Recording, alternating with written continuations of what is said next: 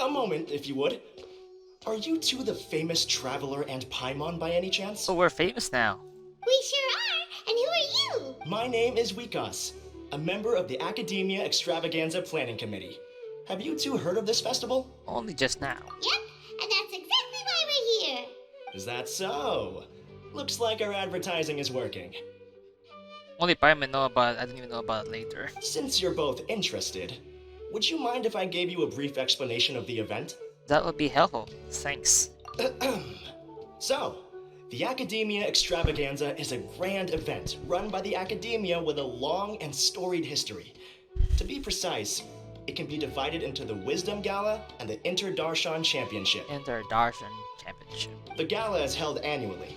During this time, all 6 Darshans will set up booths throughout the city and host guests to showcase the most fascinating aspects of their school, and thus increase their influence.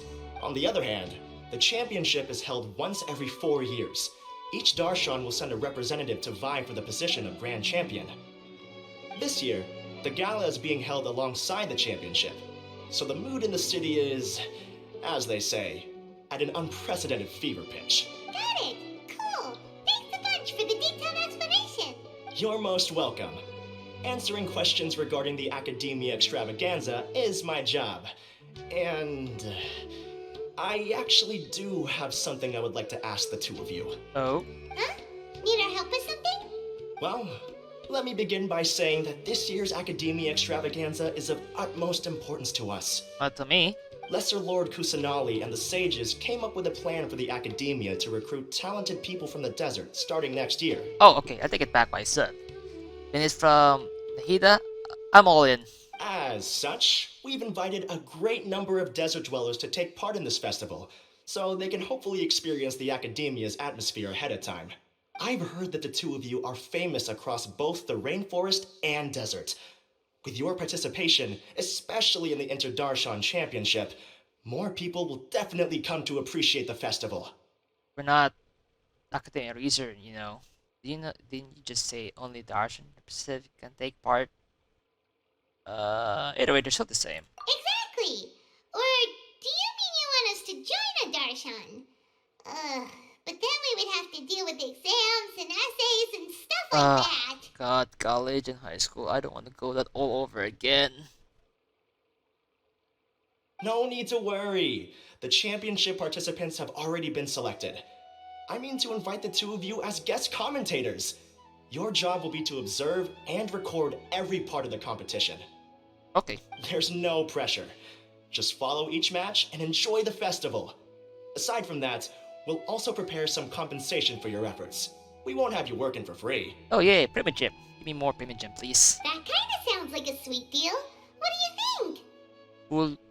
Who are the participants anyway? Or will be I think will there be other commentators? Yes, 2 others in fact. Their responsibilities will be somewhat different from yours.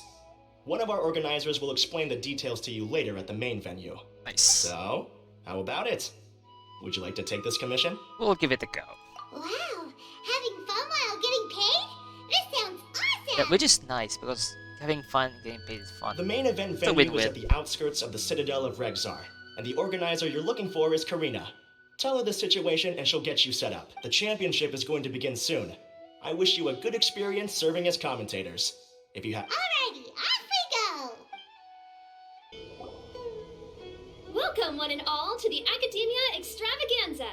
Now then, allow me to reveal the prizes for this iteration of the Inter-Darshan Championship. Okay. Fabulous monetary rewards, research funds, a limited edition Genius Invocation TCG card, and the right to wear the Diadem of Knowledge.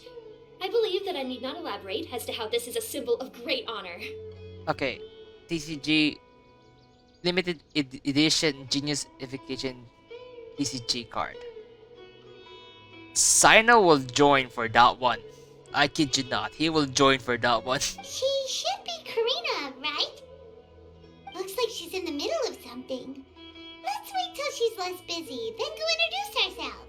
The Diadem of Knowledge. What a perfect work of art. Every time I see it, I feel like I'm losing myself in its beauty. The one who proves fit to wear it must be a rare genius indeed. No. I believe that most of you have already seen the Diadem of Knowledge or have heard tales about it. 20 years ago, a researcher named Sachin bought it for a large sum of mora before donating it to the academia. The generous championship prizes are also sourced from his sponsorship. Before we begin, allow me to express our gratitude to this researcher, who cannot be with us right now. Oh my god. Wait, the crowns look very similar to something. I can't tell why.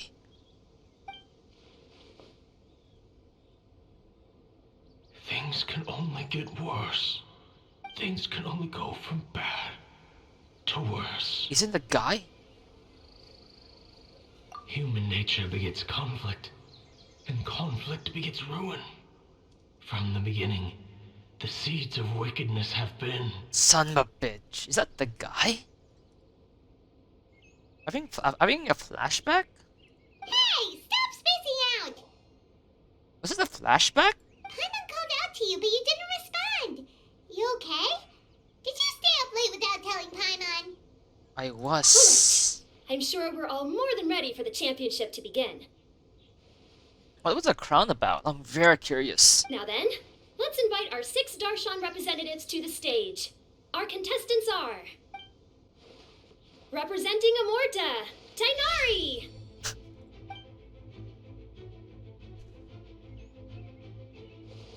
Representing Spontamod, Sino!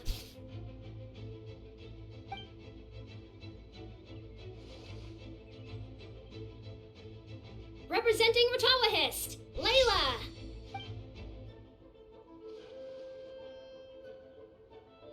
Representing Haravatat, Farazan! Representing Kasharawar, Kaveh! And for Vahumana... Huh? Is Vahumana's representative not here yet? These introductions are pointless. Let's just get this over with. Oh, there he is. Wait a sec. Why is he Vahumana's representative? Finally, our final contestant is Vahumana's representative, Hat Guy! Hot guy. Oh, so that's Hat Guy. I think I've seen him before. So yeah. You know who he is? I've heard that he's a researcher from a different country who nominally belongs to Vahumana. Word is that he's written a lot of political analyses. Oh yeah, Hisaki, that's smart. His manner of speech hasn't made him popular amongst most other Vahumana researchers, but his comings and goings are quite irregular, so he doesn't interact with others much. Also, I'm gonna say is the other 3. I think all of them are just doing for the research funds. Sino is for the card.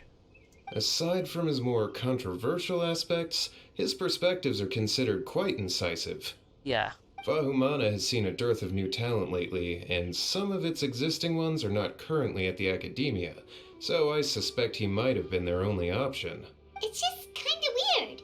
He doesn't seem like the kind of guy who'd participate in competitions like this one. Yeah. Now that we have our 6 contestants, the championship will soon begin.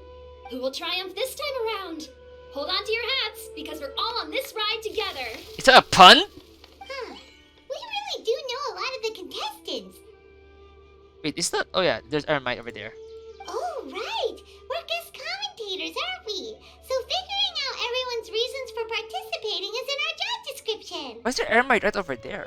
Why? Let's go ask them when we go say hi. Especially him. Paimon still thinks it's weird that he's here.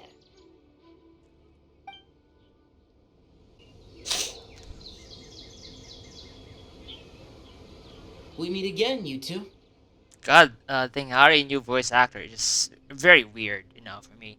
The open was fine, but due to controversy, my god. Hey, Tainari. We came here to check out this extravaganza event, and then they invited us to be guest commentators. Is that so? I heard that there would be guest commentators recording the proceedings with cameras, but I didn't expect they'd be you two. It's a pleasant surprise that you're visiting Sumeru again while I'm still on leave. When everything comes together perfectly like this, I call it the biryani factor. Oh?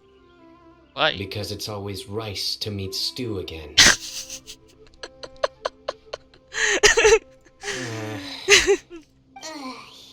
I love it. So, Tainari, you're Berta, and Sino is representing Spontamod. But haven't you both already graduated? Can alumni also take part in a competition? I had wondered the same thing. When I was told the news, I was actually more shocked than you are now. I later found out that anyone who has been a part of a particular Darshan has the right to participate. Graduation status has no effect. So that's a rule, huh? There are some restrictions, though. For example, sages cannot participate. Any given person can only participate in one instance of the championship, and so on. That's right. Also, there are two methods by which the Darshan representatives are chosen. One is self-nomination, and the other is to be recommended by over half of one's Darshan. Oh, I see. So Wanderer or that guy was chosen because he was actually heavily picked due to his reputation. You must have been a And case knowledge. of the latter, Tainari. I heard that quite a few of your juniors petitioned for your candidacy. Sometimes I wish I could clap a few of them over the head and tell them to spend that time on studying instead. But you refuse? Well, you can, but after some consideration, I realize this could be a good opportunity for me. Yeah, funding. Next month, we're having a public lecture on ecology at Gandharvaville. If I participate in this event, I might be able to utilize its popularity to promote the lecture. True. I'm not that concerned about becoming the champion, unlike someone here. Oh, he won the TCG card. Yes, I'm using the last of my leave for this. When I heard that a limited edition Genius Invocation TCG card was one of the prizes, I signed myself up. Of course. This year's card is a rare one indeed. It would be a shame if I missed out on it. I mean, if you're a diehard gamer, yeah. Wait, is it some kind of super powerful card? No, it's a collectible. No, it's a very common one. But it has a holographic layer. Yeah, the unique one, so they're actually worth more money, like the holographic designs. So what's the point? It's very cool.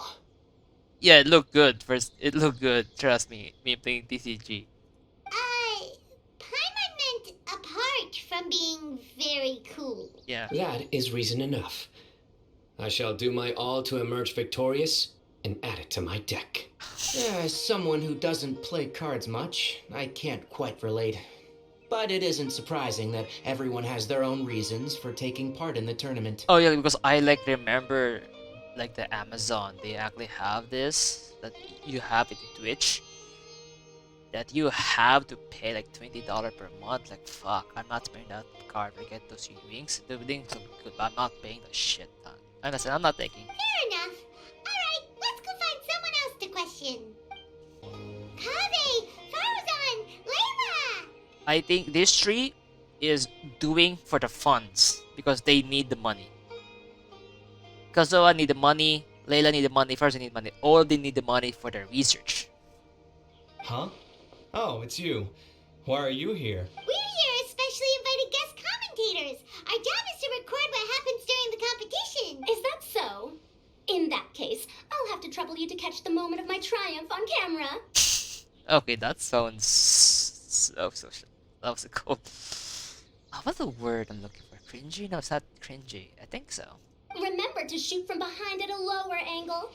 You know, to capture a senior's class. Behind. That's sound wrong in a lower angle. I kid you not, that just sound perverted. Don't get ahead of yourself now. Victory will obviously be mine. You're far too young to even consider challenging me. Kasharwar or Ratawahist, you're all children as far as I'm concerned. Yeah, she's not like a decade old. Actually, I was going to ask, how do you know me, Madame Farzan? Huh? You don't remember? I sometimes see you in the library at night. You even waved at me. What? I don't remember doing that at all. How strange. However, this is not the time for curiosity. I am Farozan, a household name in Haravatat. You are Layla from Ratawahist, I presume? Yes. Good. Then we are officially introduced. See? Simple as that. She's still look old. I like respectful ones, by the way. Would you like to join my research group? Oh my god. Move forward. Madam Faruzan, I'm quite sure this counts as poaching. Let's dial things down. I know, but it's been tough getting people these days. And research funding has been hard to secure. True. But once I win this tournament, it'll be a different story. All the needed research funding. So you're just here to increase the amount of funding you're getting? Well, not just that. What? Are you curious about my reasons for participating in this event? Yeah? Well, I suppose that's to be expected. You are our guest commentators after all. There's been an influx of newly enrolled students, and they'll be paying close attention to this competition. If I do win, I'm certain that there will be no lack of students knocking upon my door. Moreover, research resources will be made available to the victor, so that will nix my funding issues. Therefore, my two juniors, I do apologize, but I fully intend to emerge triumphant. I'll do my best as well. At least I don't plan to lose too badly. I can feel bad for Layla the most. So, why are you here, Layla? I don't know why, but a lot of people recommended me. I didn't sign up myself. I just woke up to find my name on the announcement board. That sounds like what happened to Dainari. Him too? Yeah. Oh, I'm really nervous. I've been so worried about disappointing everyone that I've been losing I sleep. really feel bad for Layla. Stress not, young one. We must all experience failure to grow and mature. True. But Madam Farsan, I don't want to fail. You eventually feel one way or another. Seriously? Everyone has such nice reasons for joining. What's your story, Kaviv? Must I say? Yeah? The money. Yes, you do. We gotta record it. Well, you know, right? I want to buy some property. Oh, that's right. You want to move out of Alhaitham. Yeah. What? Al-Haytham? Why would... What about him? This has nothing to do with him. I love it too. Look at it. Oh yeah, that's a reason. Paimons misremember things. Oh, right. Sorry, Paimon has no idea what she was talking It's about. it's actually an open secret. Let's be honest. It's already an open secret. So, you want to use the grand prize to buy a place, right? Correct. Also, my father took part in the Inter-Darshan Championship when I was young, but he didn't win. Once I do, the right to wear that diadem will be mine. In a way, I'll be helping my father fulfill a dream of his. Oh, that's nice. That's not a bad reason at all. You have ambition, youngster. Although your chances with me here aren't great, I believe your father would be most proud if the diadem of knowledge were bestowed upon you. Not that he'll have the chance to celebrate. My father passed away many years ago. They say he ran into quicksand while traveling in the desert. Actually, you can't die from a quicksand unless the desert sand blow wind over your head. For you to have experienced such a thing, that must have been tough for you. It's all in the past now, and life goes on, doesn't it? Let's change topics. I don't want to bring the mood down. All right. Earlier, you said that you want to use the prize Mora to purchase a home. Where do you live now? Do you live alone? Oh my god, yeah. Yeah, try to avoid the subject. I also heard you mention Alhaitham just a moment ago. Isn't he also from Haravatat?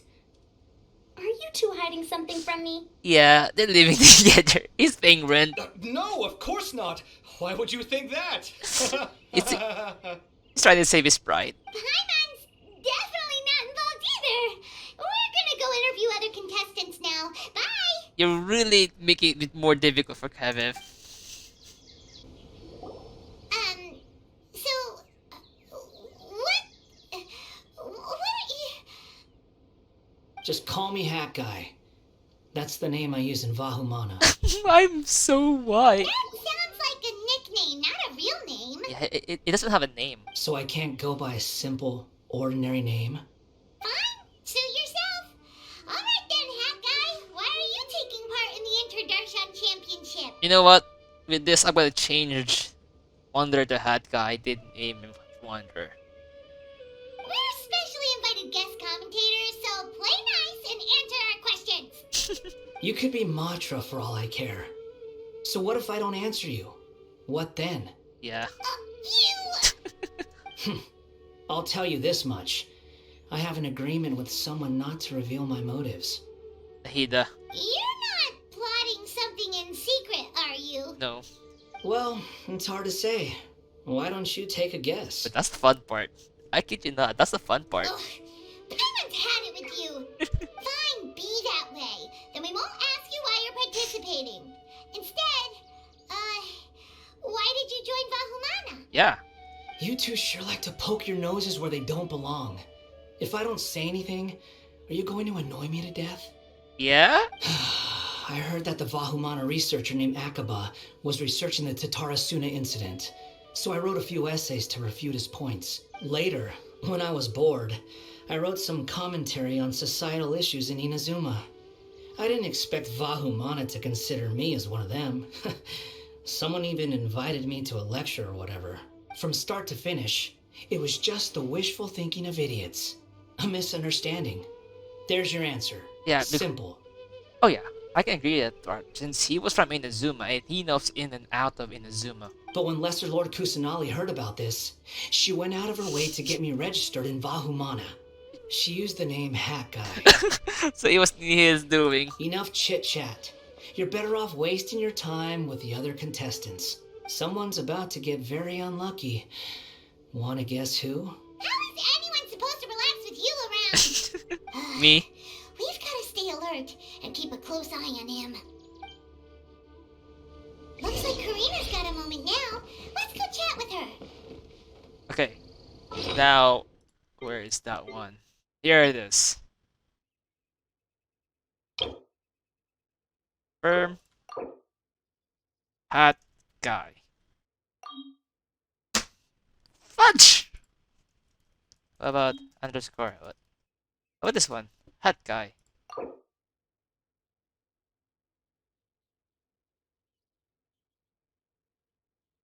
Yes. Ah, you must be the guest commentators Vikas invited. I've heard about you. I saw you two having quite the lively conversation, so I thought it would be best to wait. Are you two free right now? We were actually looking for you, too. Excellent. Then please allow me to explain your job responsibilities in detail. First, please take these two things. The first item is a custom camera from the Academia. Please use it to record the competition as it unfolds. The second is an event-specific locator that will flag all participants' locations. It will also sound when one of them completes an objective. Wow, what a convenient little thing. True. Aside from you two, there are two other commentators. However, they will remain by the commentators area and will not be following the contestants in real time. Oh, it's Hayden and Nilo. Speaking of which, you probably know them. Alhaitham and Nilu. Oh, it's them. We have to go over and say hi later. Yeah. Well, don't let me keep you, unless you have any questions for me. Have you seen a white-haired man around? Why do you ask? I saw someone like that on stage earlier. Really? I didn't see any such person. Could I ask when you saw him? Just before the may have been on the stage. Strange. I was on stage the entire time, and I didn't see anyone come up. Paimon didn't see anyone either. A vision, a pass, or something? We did talk to Nilu for this one. You should talk to Nilu. Perhaps you're mistaken. However, if you have any leads on that matter, you can talk to me at any time. Hey, Traveler. Paimon. Long time no see. Hello there. Dia, Candace, you two are here as well. Ah, so they're two friends of yours. In that case, I'll take my leave. May you all have a wonderful time during the extravaganza. The Academia sent us both invitations, so Dia suggested that we come together. The villagers were also encouraging me to travel outside the village. I couldn't find it in myself to turn them down. We're here now, so no point dwelling on that. Even though this extravaganza isn't a holiday or anything, it's still a big deal here in Sumeru. Merchants from all over will set up shop. There'll be tons of stuff to eat, use, and wear, more than you can count. I'm already set on helping you buy 2 new outfits. I mean, who wears the same thing at work and home anyway? I'm looking forward to it. Just being able to relax and wander the streets freely has already made my day. So, Traveler, Paimon, you two want to come with? We'd love to, but we've got work to do right Yeah. now. Aw, that's a shame. Let's hang out together when you're free then. Sure. In that case, Candace and I'll head out first. Good clothing and fabrics are very much in demand. If you snooze, you lose. Oh, right. We should also get some accessories. Oh no. No need to rush. I think we'll have a better time if we take things slow. See you two later. Feel free to come find us whenever you have the time. And the hat guy knows what's going on, like an accident gonna happen. Paimon didn't think that Candace and Dia would come. Hanging out with them sounds like a great time. Still, looks like the competition's starting soon. Let's go over to where Alhaitham is and see what's going on.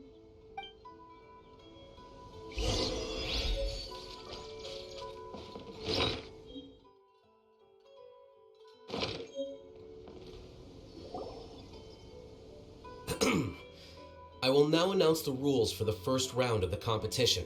Please listen carefully. During the opening ceremony, Academia staff released several cages of butterflies, and many of them are now fluttering within Sumeru City. Amongst these butterflies, 3 of them will be special swift flies. They have a different appearance and also fly a little faster. Your objective this round is to find a swift fly and bring it to me. 3 points will be awarded to the first participant to return, 2 to the second, and 1 point to the third. That is all for the first round. Should you require clarification on anything, please ask any of the other staff. Alhaitham's all business all the time, huh? That said, how did he get picked to be a commentator? Paimon's kinda curious. True. Finding 3 specific butterflies in a place as large as Sumeru City sounds rather improbable. If these swift flies behave anything like regular butterflies... I'm off. It will take some time to search every corner of Sumeru City. Oh god damn it. Huh? You're going just like that? A champion walks the road to victory. Oh my god, I love the quote. My dear Kasharawar Jr., I have a plan. How about some cooperation between you and me? Cooperation? Looks like everyone's got their own plans for this, Tuffy. Yeah. We're supposed to go on stage next, right? Let's wait and see everyone's reactions first. Huh? Wait a minute. Look, he seems to be observing the other contestants just like we are. We were right not to let our guard down. Yeah, good thing 6 hat guy already. Do you remember those things we made previously? Huh? You mean... It's time for them to shine. Oh fucking shit, you fucking It cheater. looks like Farazan and Kave have some secret plan. Oh, hello there. Madame Faruzan and I are discussing how... Shh! Hush now. The walls have ears around here. We should keep it a secret for now. But you'll find out what we have in store soon enough. Oh god, is that... Actually, it's not cheating and there's no rules about it, so... It's fair games. Come now, let's go. Before the others act. All right, there's no time to lose. We're off to make our preparations. See you later.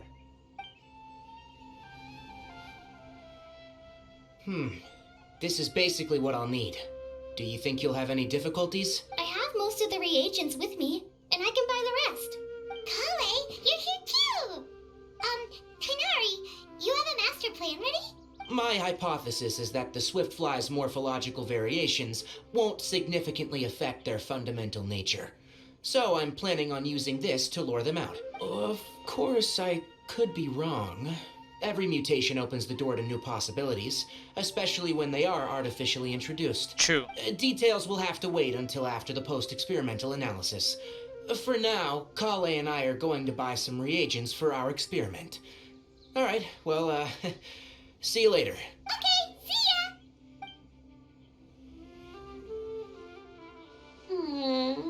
Hey, Layla! You look a little worried. Yeah, I have no idea what I should do. What color are these swift flies? Do they have special markings? How do they differ from ordinary butterflies? Oh, I can't even figure out these basic questions, and most of what I've learned in the past is completely useless here. Aren't people who research the stars supposed to have some extraordinary abilities? Why not use astrology to solve it?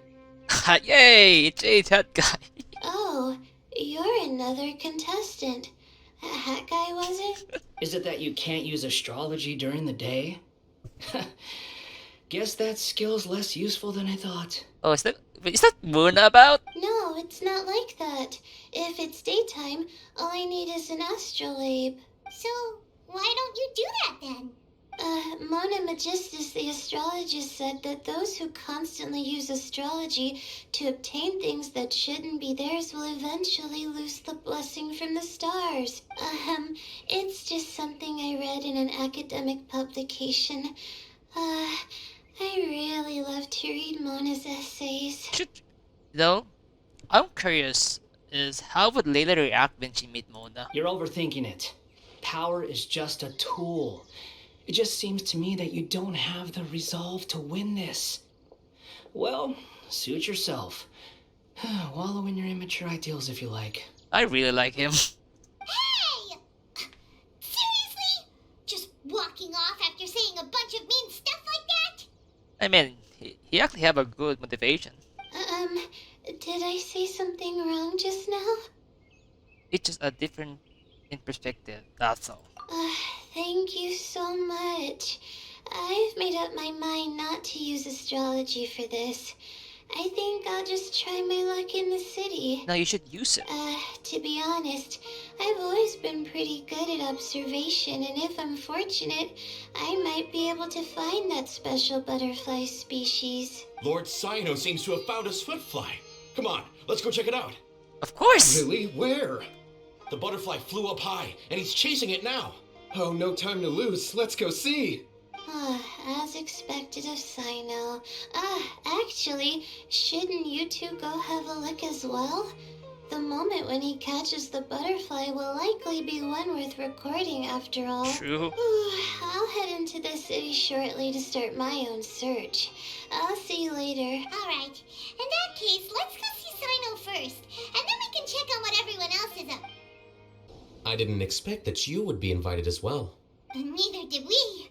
By the way, how did you get picked, Alhaitham? There were several factors, but primarily the recommendation of the sages. I suppose they assumed that I'd have the free time for this job after resigning as acting Grand Sage. That said, they'd probably claim that my calm demeanor would help maintain fairness in the competition. True. Sounds like you've got a lot on your plate. Not really. The job itself is quite simple and effortless.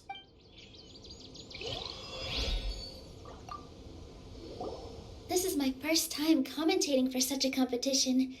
I'm feeling kinda nervous. Nilu, how did you get picked to be a guest commentator? The staff said that spectators would be less inclined to come if the contestants and commentators were all from the academia. I don't quite understand it, but I'm happy that we're able to all meet again. We found you, Sino! Oh, wait, is that a swiftfly? Stay put. Don't move. Get the camera! He caught it! Huh? Sino, what's wrong? It's fake. This isn't what I'm looking for. It's a... Finally, I made it. I heard that you caught a swiftfly, Sino. Mind letting me see what it looks like? Hold on. Isn't this the mechanical bait that I released earlier? Why would you catch that instead of a swiftfly? Wait a minute.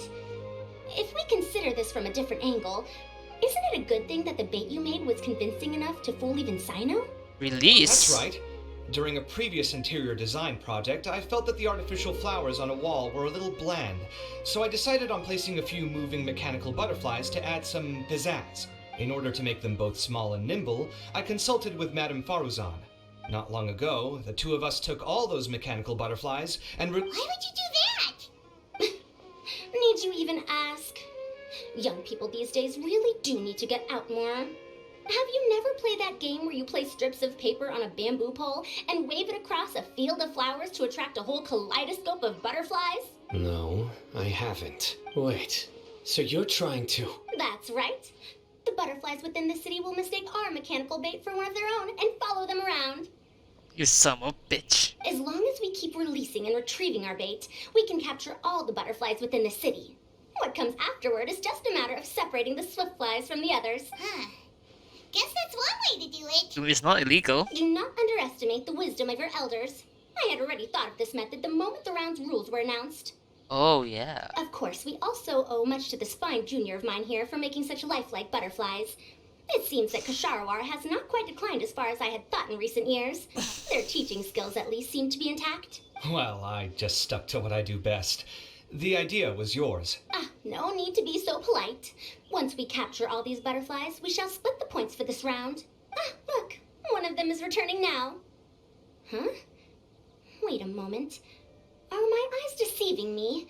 Why don't I see any butterflies behind it? That's because there are none. Seems like your plan has hit a snag. Looks like the match continues. I'll be looking elsewhere. Strange. Has something else diverted their attention?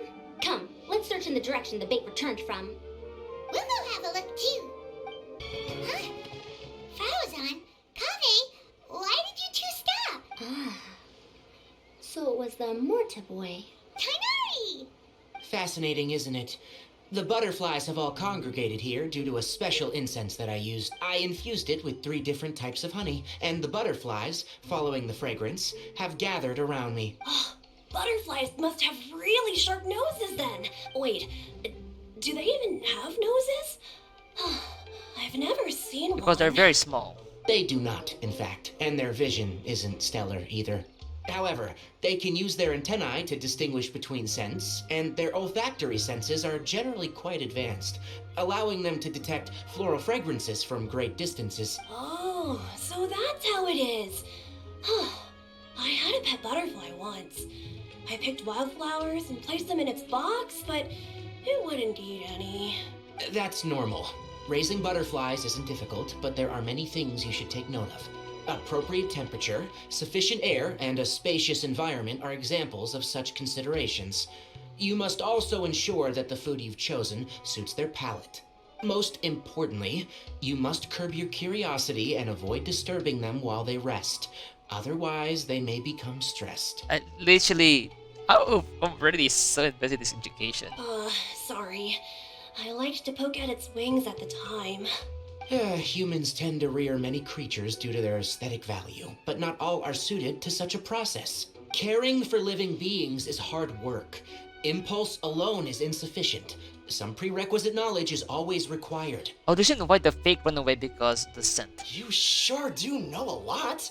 I have a question too. I bought a scarab not long ago and it hasn't seemed very active. Can you help me figure out why? I'd like to keep a dustbird as a pet. What are some key points I should consider? Oh my god, I've got very busy. Is it possible to keep a Rishbalin tiger as a pet? Actually, I did remember there was once. Oh my god. Alright, it seems like you all have a great deal of questions. But I am in the middle of the Inter-Darshan Championship at the moment, so I'm afraid I can't answer them all now. Let me propose an alternative. Next month, there will be a biology lecture at Gandharvaville, and I will be sharing some interesting insights on living organisms there. If you're interested, you can attend that lecture, and if you should have any questions, just prepare them ahead of time. I'll answer questions after I finish speaking. All right, I'll be there. Okay, this is a win. It's already a win for Nari already. Of course, please try to ask more rational questions. For example, whether you can raise a Rishbalin tiger as a pet or not is mainly dependent on whether you can overcome one in a fight. True. Looks like Tainari's science lecture will draw quite a crowd. Yeah. Oh. Was I listening in for that long? Yes. It seems Kale's master does live up to his title as a teacher. Madame Faruzan, I've had a look around. Nearly all the butterflies in this area have been attracted by the incense. However, we can cast our bait further away to avoid this area. All right, then let's get moving. We shan't let all the butterflies get away from us if we can help it. Seems like the competition's really heating up. Let's go see how the other contestants are doing. Layla, how are things going on your end? Bad. I've been searching for quite a while now, but I haven't seen any sign of the swiftflies yet. Instead, I ended up catching a few mechanical devices that looked very similar to butterflies. I wonder where they came from. Yeah, where they came from? Looks like Faruzan and Kave's devices are everywhere now. I'll keep up the search. That said, I've noticed that a number of butterflies in the city has already decreased a lot compared to when the event started. Probably because the other contestants are coming up with their own ways to catch butterflies. Alright, I'll do my best too. What's this? Oh, a swift fly. Oh, what a coincidence. I guess I just need to catch it now, right? Oh, and please wait. Aw, there it goes. It's so fast! Paimon thought all Hatham said they were only a little faster. No, come back. Come on, Traveler, let's go too. The locator's going off. Looks like someone's already caught themselves a swift fly.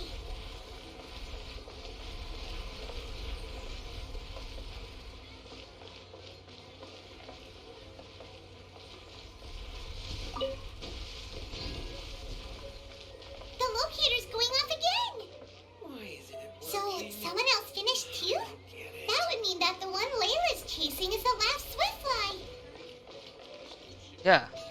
Wait, who is it now? Oh, Saino and Hat Guy found it.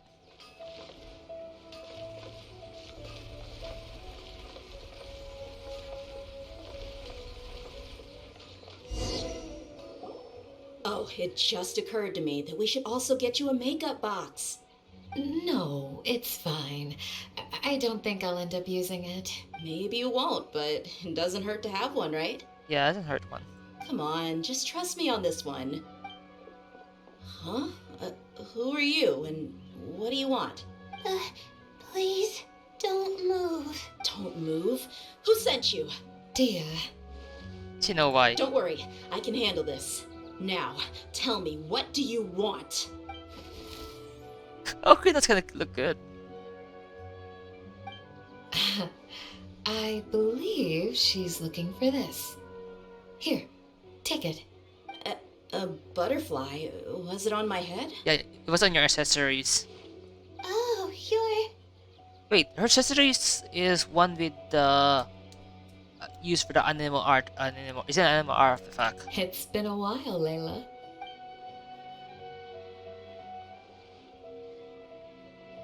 A friend of yours? Oh, so she must be the one you were telling me about. Huh? You two know each other? Oh yeah, it has been some time. The first time I ever woke up after sleepwalking, I somehow found myself in our village. Candace was the one who took care of me then. That's right. She didn't look well, so I gave her something to eat. She said a lot of complicated things about astrology, the night sky, the stars. Not sure I understood it all, but it sounded pretty enchanting. Right. Do you still want this butterfly? It seems like you were chasing it all the way here. It's of little use to me, but if you don't want it, I can release it. No, no, no, no! Just let her have it. It's no big deal. The swift fly was flying so fast, but you were able to catch it like it was nothing, Candace. Yeah. Oh, it didn't seem that quick, really. I was actually worried that I would injure it. But I'm glad that didn't happen. Anyway, sorry about the butterfly thing. With the way you suddenly came running over like that, I thought you were hired to take us out or something. Huh. On second thought, I guess I've never seen an assassin that looks tired with dark bags around their eyes. Oh, you must be taking part in the championship. Take it from me. Don't let it stop you from getting some rest. I'll do what I can. Thank you. We'll be on our way then. See you later. So Sino and the Hat Guy. I like the Hat Guy name already. Or the Wanderer. Or Sajanuj already got it. Alrighty, let's bring the swift fly back together with Layla. It seems we have a third contestant who has returned with a swift fly. With that, the first round has come to an end. I anticipate that all of you will keep up the effort for the second round. Dismissed. These two failed. Your closing statement sounded so... how do I put it? Decisive? Yeah, that's how Hayden is. Well, you could certainly stand to try being more decisive, Nilu. It would help you live more freely. Hang on a second. Who were the first two contestants with swift flies? Yeah. Tainari was first. What? And as for the second, it's being discussed right now. Oh, it was them. Oh, the second one was Kaya, Kavev, and Farson. Hey, Alhaitham, I think I've come up with a good idea. Second place gets 2 points, right? Can't Madame Faruzan and I split the points between us? That would work. Quite the imagination you have there. I've read the championship handbook from cover to cover, and I never saw any rule which permits that. True, which means a giant loophole. Then we can just add a rule. Do you really think I'd do that? Yeah. Come on, you're not going to stand in the way of my victory, are you? Well, you're free to send the organizing committee an application outlining your naive proposal. They'll get back to you within 3 working days. True. 3 working days? It'll be too late by then. Unfortunately for you, even dreaming is gonna cost you. Paimon gets it now. Kave and Faruzan found the second Swiftfly together, but the rules say that only one person can get the points. Yeah, so this can be a debacle with those two. Oh well, the rules are the rules. Since you call me madam and politely ask for my help, I shall give you these points. So I'll put the points under Kave's name then? No. If I take these points, won't that only detract from your contributions, Madame Faruzan? Yeah, like they're a good-hearted person. You might be alright with that, but I cannot do it. Not in good conscience. I don't have any problem with it. There are 2 more rounds after all. Losing one isn't a major setback. It's true. But if you insist, I have another method. We can draw lots to see who will receive the points. Lots, huh? What? Is there something wrong with that idea? No. Well, let's do it. Lots? All right. I'll get the paper needed for the lots. Give me a moment. One paper with the red one, I had that. Oh, seriously? Of course, gonna lose. I'm sorry, but it appears that luck was on my side this time. So kind of has a horrible luck. Is that it? No, you do deserve it. I'm just lamenting my bad luck. Perhaps that's why my life is rife with troubles. Indeed. It's rare to see anyone with such terrible luck be so willing to decide victory via lots. And what would you know about that? We can save bickering for later. Record the points under Faruzan, and that'll finally bring the first round to a close. The second round will be held in the desert. We'll be moving our commentator stand over to Aru Village. Let's meet up in Aru Village once everything is ready. I'll announce the details of the second round then. Till then, you have some free time. I'm off the clock at this point, so it's farewell for now. Bye, Alhaitham. Wait, Alhaitham! You... Don't be upset, Kave. Sighing can carry away your good luck, you know. Oh, so that's how it works. In that case, I'll take in some deep breaths. Maybe that'll help me make up for all the luck I've lost. It's more of a thermal expression, my god. It's really no big deal. 2 points aren't enough to decide victory or defeat just yet. True. I'll win the next round, you'll see. Looks like you've managed to pick yourself back up, young man. Good. I must warn you, though, that I'm quite familiar with the desert. You'll have to try your best if you don't want to lose.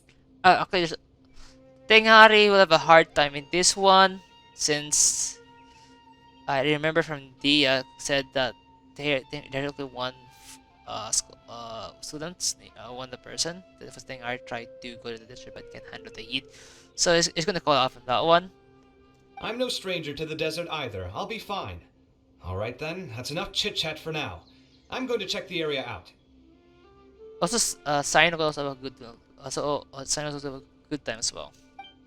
Sino. So the current standings are Tainari in first place, Faruzan in second, and Layla in third. Guess we should also take a nice break before the next round starts. But where should we go first? Why, you two look a little lost. If you're not sure where to start enjoying the Academia extravaganza, then may I suggest that you have a chat with our boss? Oh god. Your boss? Who's that? Do we know them? Well, only the most famous merchant in all of Sumeru, Lord Sangamo Bay. Oh god, no. Oh, you mean Dory? Yeah. Precisely. Our boss sent me to inform you two that she'll be waiting for you at Sumeru City's North Gate. Oh, well, if it isn't the traveler in Paimon. Hey, Dory, are you here to attend the Academia Extravaganza too? Of course, to make profit. Of course! People are practically flocking to Sumeru City. You couldn't ask for a better opportunity to do business. This is one of the entrances into the city, and it's very close to the Wisdom Gala booths. There'll be an endless stream of customers. I can already hear the Mora going clink, clink, clink as they fill my coin pouch. Well, is there anything you'd like to purchase? We've got everything you need and deals that can't be beat. Oh god, no. Well, do you have anything to eat? Oh, wait, we're celebrating the extravaganza and you're only thinking of eating... I mean, of course, we've got lots of things to eat. That said, I recommend that you also consider some of the great bargains we have going on. Of course, later. What can I say? The Foods. Wisdom Gala is about to begin, and once it starts, each of the Darshans will prepare a small challenge for everyone. And just between us, I have some super booster supplements for sale. Eat just one to boost both your strength and dexterity for a short time, allowing you to overcome any challenge. We don't need that. No thanks, we'll pass. These little challenges are gonna be a cinch for the two of us. True. Anyway, Paimon just wants something to eat, please. If you don't have any food, then we'll just go somewhere else. True. All right. Mora is Mora, after all. What would you like to eat? Well, Paimon's pretty hungry right now. Do you have any touching? Let me see. Wait, even food? What the hell? This Oh, is a huge job, isn't it? If this works out, we'll be set. what's going on here? Here you go. 2 servings of touching. See? I told you there's nothing Lord Sangamabe can't procure. Those eremite something. Yay! Huh? What are you looking at, I saw Traveler? someone just now. Oh? Who? Someone we know? No, it's eremite. Was it someone suspicious? Have we attracted some unwanted attention? No, not you. Huh? What's happening, Dory? Is there something else going on? I don't know who you saw just now, but I do have some hard-to-come-by information about the extravaganza. If you want to know more, we can talk business later.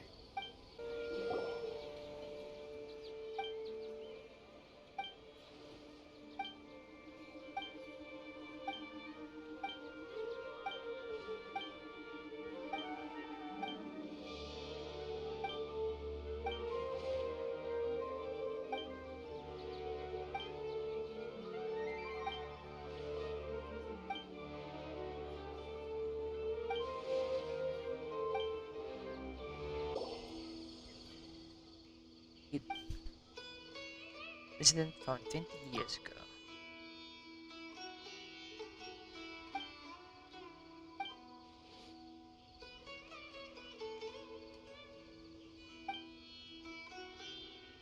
There's 0.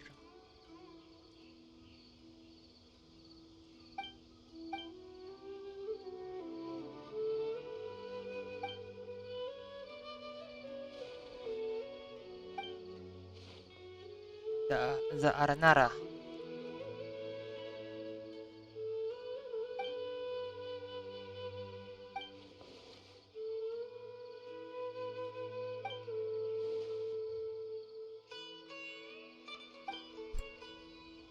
Legend.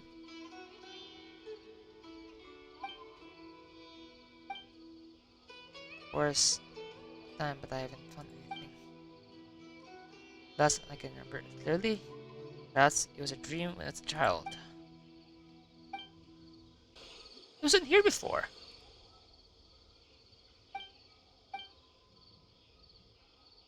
Then the guy put us to good Nara. I mean.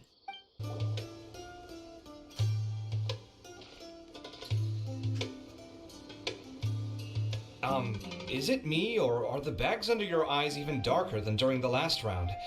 Are you alright? Thanks for the concern, Kaveh. I just haven't been sleeping well lately.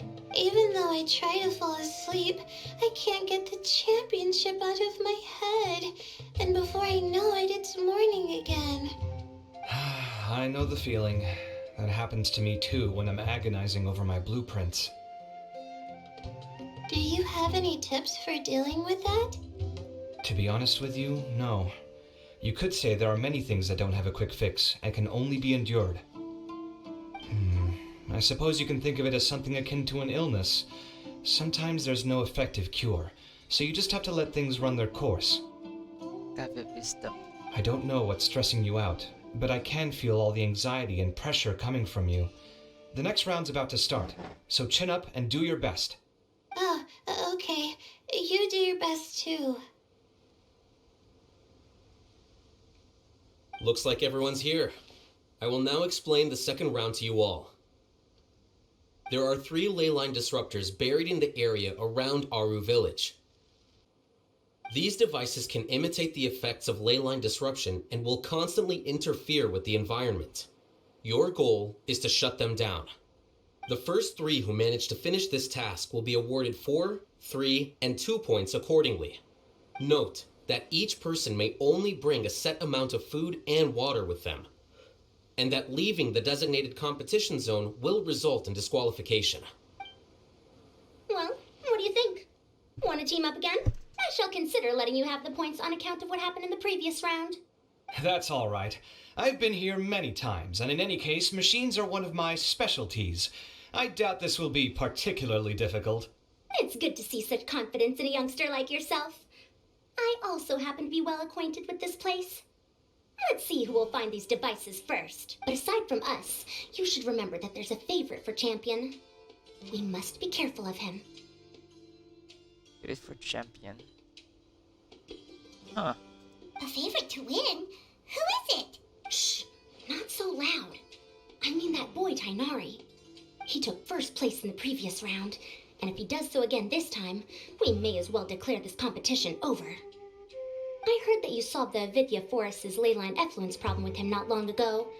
Since this round involves resolving a machine-simulated leyline disruption, it should be a simple matter for him. That's true. It does look like his odds of winning are pretty high. He already has Kale, who is an excellent pupil. If he were to win this round as well, then wouldn't we just be letting him have all the fun? As his senior, it's my solemn duty to prevent such an inequitable arrangement from happening. I'm off. I'll get going as well. See you later. How are you feeling? I think I'm okay, but I'll take things slowly for now. Is this all the water we're getting? Sorry, that's what the rules say.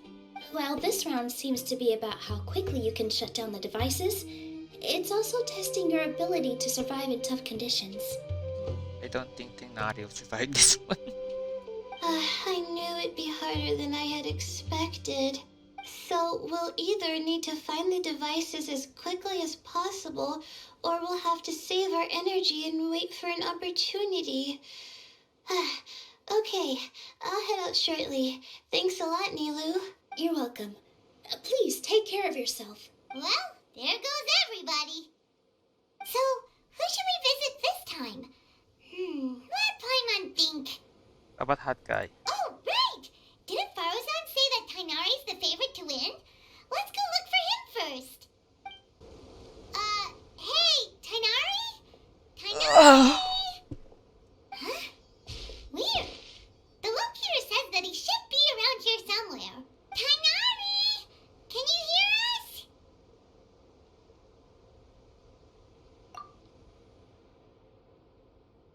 You're right! Huh? Oh no, it looks like he's fainted! We have to help him! Tainari, are you okay? It's so hot. Oh, so you passed out because of the heat. Are you not used to getting around in the desert? That's right. I usually bring lots of water when I go to the desert, precisely to avoid this situation. But due to the competition, you can only bring a certain amount of water. I went through all my water very quickly, and with the effects of the disturbed ley lines, started feeling dizzy. My ancestors, the Valukashuna, were originally from the desert. But I guess this is what happens when a species migrates. They become intolerant of their original environment. This isn't the time for a history lesson. Let's get you some water. Humans. Such fragile beings. Your bodies can't even survive extreme changes in the environment. And you consider yourself strong. Here, take this. Let him drink it.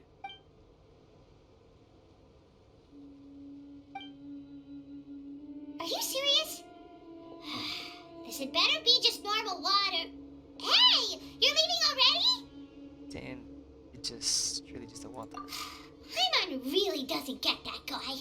What's he up to? Anyway, let's focus on helping Tainari drink some water first. I'm feeling a little better now. Thanks, you two. Oh, it wasn't just the two of us. Just now. Found you at last. Sino, you're here too. I was concerned, so I came back to check on you. Will you be able to go on? The fur on my tail is so dry, it's practically been singed right off. I don't see any purpose in pushing myself beyond what is reasonable. It appears I'm not suited to this particular round. I should probably just return to Aru Village and rest. Really? So you're backing out? Yes. I do have my results in the first round to serve as a buffer, so even if I forfeit this round, I still have a chance to turn things around later. Withdrawing now will allow me to conserve my energy. Continuing to push onward would be counterproductive. Very decisive. A wise decision. Let's get you back to Aru Village. It's fine.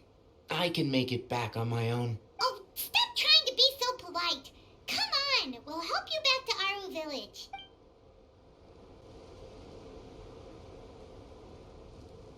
How are you feeling now, Tainari?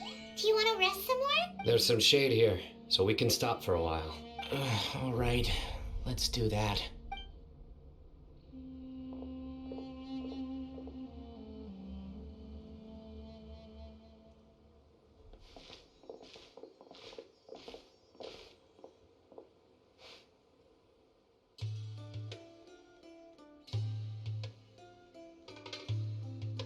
Oh, Sino and Tainari. And you've got the Traveler and Paimon with you. Oh, hey, Layla! Yeah, the sun was too strong, so I decided to take cover here for a while. What about you? Are you all done already? Unfortunately not. I'm not quite as capable as I thought. I intend to withdraw from this round. Sino and the Traveler are escorting me back to Aru Village. Withdraw? Can you even do that? I believe the rules do provide for such a situation. Alhaitham did say that the act of leaving the competition grounds would result in disqualification from the round. Didn't I ask you if you were alright before this? If you had just decided to withdraw then, you wouldn't have had to suffer. Well, I had to try, didn't I? So I tried, and it didn't work out. And now I'm backing out while I can. When I get back, I'm definitely going to make a batch of sun-resistant oil. Next time I venture into the desert, I'll be prepared. By the way, you're Layla, aren't you? You don't look very well yourself. Will you be all right? I did feel a little faint when I first entered the desert, but I feel a lot better after resting here for a while. Be careful not to push yourself too hard. Don't worry. I'm just... Feeling the pressure? You can tell? Your expression is similar to the ones I see on criminals' faces when I interrogate them. To tell you the truth, I'm still not sure whether I have what it takes to represent the Ratawa Darshan in the championship. Most people voted for me because of all the rumors surrounding me, and to be honest, those rumors don't really mean anything. Now I don't know how to deal with all the expectations they've put on me. Even the people who usually criticize me voted for me this time. So I feel like I have to live up to their expectations somehow. So their expectations are putting pressure on you. I heard that you were voted in as well, Tainari. How do you deal with it? To be completely honest, I don't really feel any pressure. Firstly, those who expect things from you do not necessarily do so for benign reasons. On the other hand, those who do consider your feelings certainly wouldn't want you to push yourself. Next, we are researchers. Our primary duty is to interact with knowledge, not to meet others' expectations. As for me, I took part in this competition to advertise for an academic lecture at Gandharvaville next month. I'll obviously try my best during the competition, but I won't let any additional pressure get to me. I think you can also try to find a clearly defined goal. That may help you. Huh. I understand. Thanks for your advice. I'm absolutely parched after talking so much. I've still got some water with me. No, I'll be all right. We aren't far from Aru Village, so I can go the rest of the way myself. You should get back to the competition. Don't you want to win that limited edition card? Yes. All right then. Your spirit will live on through me. Hey, don't talk like that. I'm not dead, Sino. Everyone, I'll be heading back now. See you after the round ends.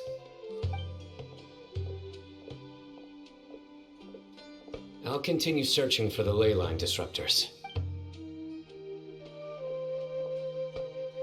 Are you feeling better now, Layla? Yeah, I feel like some of the weight has been taken off my shoulders after chatting with Tainari. It's been a long time since I first left my hometown to come to the academia, and every day here has been so precious. But of course, there have been some rough times. All sorts of complex astrological models, countless quizzes, and essays that took all my brain power to barely finish. Each of those things are like huge boulders barreling at me, forcing me to continue running forward. When I was chosen as my Darshan's representative, it felt like another boulder was added to the ones already rolling behind me. Every time I close my eyes, I think of all the people I'd disappoint if I mess up. Yeah, I think that's what Tainari was trying to tell me.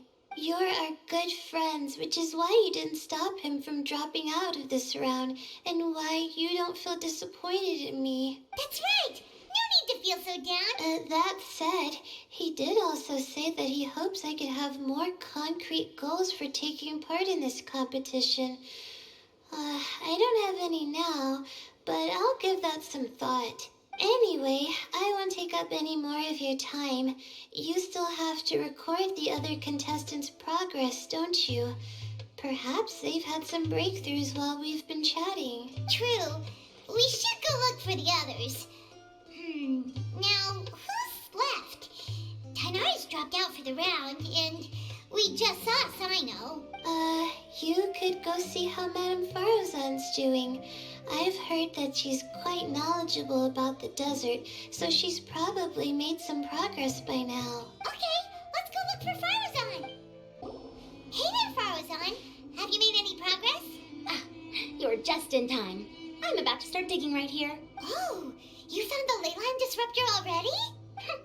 Such a simple problem could never confound me. Not long after entering the desert, I discovered a primal construct that was acting abnormally, so I followed it all the way here.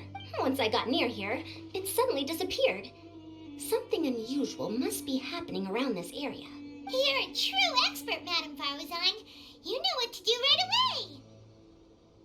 Well, I do happen to have more experience than most. But that aside, has anyone completed this challenge yet? Nope, not yet. Well then, I suppose I'll be the first. What about that boy Tainari? Oh? And why's that? He's not used to being out and about in the desert. Huh. I didn't think he would have such a weakness. I suppose he could use a bit more training. What about the others? Is that Rotawahist girl still a bundle of nerves? Tainari gave Layla some advice, and she seems to be doing a lot better now. Sino just started his search for the disruptors, and as for that guy, well, who knows what he's thinking. And what about Kaveh? Has he found a ley line disruptor yet? Nope. Paimon doesn't think so, or our locators would have already let us know. Strange. What's he lollygagging for? With his skills, you should have heard something from him by now. Well, I'm afraid the most thrilling moments are already done here. You should probably go find Kaveh and see how he's faring now.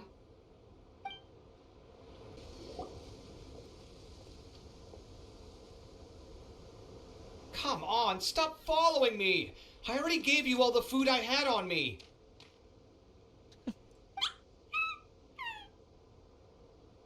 You can cry all you want. I don't have any more food. All I have left is a half bottle of water, and I can't possibly give you that. Without water, traveling in the desert will be incredibly difficult, and I still need to find what I'm looking for. Marak, can you help me out here? Keep them away.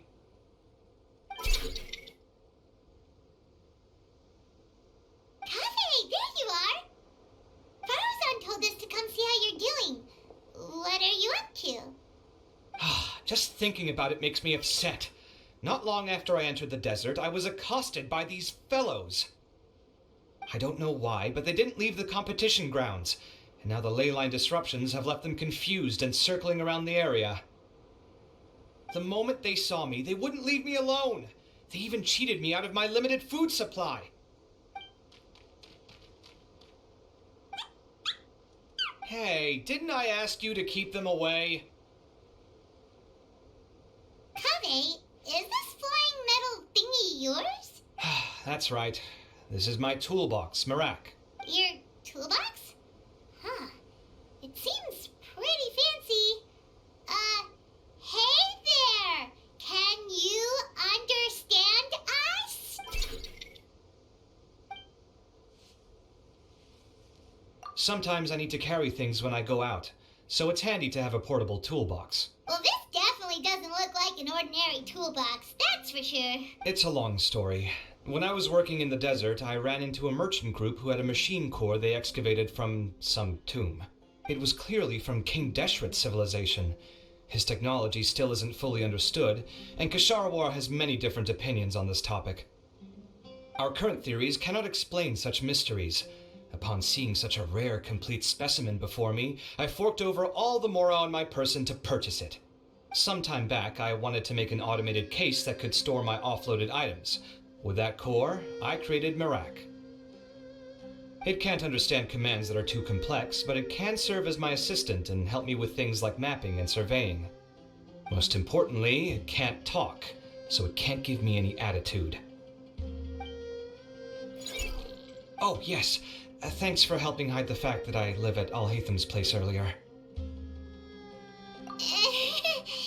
Sorry. I hope this season of my life ends soon, so I can get things back on track. Things just started going downhill at some point. Maybe it all started when my mom remarried and left for Fontaine. Or maybe it all started when I spoke to Alhatham in the library. Or maybe it's because constructing the Palace of Alcazarzaray burned through my funds. I'm still paying off the debt from that one. Oh, when's this going to end? Ever. Now that I think about it, I guess we're all unlucky here. It's not like any of you asked to be trapped in a ley line disruption. Okay, let me get you all out. Kaveh, aren't you going to look for the ley line disruptors? Yes, but I can't just leave them here, can I? Oh, forget it. The more I think about this, the more I feel a headache coming on. I'll get back to searching once I get them out of here. Time's a-wasting. I'm off. Kaveh looks like he's conflicted. He really wants to win, but he can't ignore those he wants to help. Paimon's always felt like he's the type who Paimon doesn't mean this in an insulting way, but he seems like the kind of guy who'd be really easy to take advantage of. Whoa, someone's done already! Right? Wonder who it is. Let's go back and ask Alhatham. Verification complete. Congratulations on being this round's first winner, Sino. Ooh, so Sino was the quickest. I am from Spontamod, after all. We know a lot about ley lines, so finding a disruptor was never going to be particularly difficult for me. Since the Traveler and Paimon also happen to be here, do you have anything you want to say? Anything I want to say? My friend couldn't continue on, so failure was never an option. The bonds of yesterday will forge the road to tomorrow. With the ties of friendship that bind us, I won't lose to anyone. That's a line from King of Invocations, one of my favorite works, and it sums up my thoughts right now. It might be a good thing that Tainari isn't here, or else he'd give Sino a good smack right about now. Oh wow, it's already so late. Everyone's probably running low on food and water. It'll only get harder from here on out. Something similar happened in King of Invocations. What a classic. Any thoughts on that, Alhaitham? I have no thoughts regarding King of Invocations. Milu obviously wasn't asking about that. Deserts are much more dangerous at night, so this competition should be nearing its end. At the moment, only Farazan, Layla, and Kaveh remain. I wonder who the next person to find a disruptor will be. Wait, only 3 people are left? Tainari forfeited, and Sino's already done. What about Hat Guy? He also forfeited not long ago. Of course. Paimon can't understand what he's thinking at all. Just doing an investigation. But like Alhaitham said, this round's almost over. Let's go see what the other contestants are doing. Hello again. You know, it suddenly occurred to me that you guys have had to do a lot of running around this time. Don't you find it tiring? Really? Wow. I don't know where you get your strength from. The desert's getting colder now that night's falling, and the wind can really sting your face because of all the sand in it. Has anyone finished this round yet? Sino's already shut one down. Have you made any progress yet? I circled the whole area, but I didn't find anything. But I did have the chance to think some more about that thing that was weighing on my mind, and I realized something. Well, my fellow Retawahist members must have all put my name forward for different reasons, and maybe a lot of them only picked me because they wanted to watch me make a fool of myself. But be that as it may, I believe that a lot of them genuinely do expect great things from me, and I want to live up to their expectations. I don't want them to regret putting my name down. Huh? But doesn't thinking like that put a lot of pressure on you? Of course, that comes with some amount of pressure for sure. But now I've thought about it, I don't feel like this is something I have to do. Instead, it's something I want to do. That may not sound like a huge difference to you, but it's helped me relax a lot. So don't worry about me. Well, that's great. Also, now that I've relaxed, I'm suddenly really sleepy. I think I'll just take a quick nap. Just a quick one. But the competition isn't over yet. Oh, Layla. She's really a bundle of nerves, isn't she? Wait, you're... Good to see you too. It's nice to be out. Feels like I've been cooped up inside for quite a while. Well, since I'm here, I guess I should help her finish this. What are we supposed to be doing here again? Finding a ley line disruptor, was it? Let me see. Looks like she's basically gathered all the information she needs. It won't take long to wrap this up. Come with me, you two.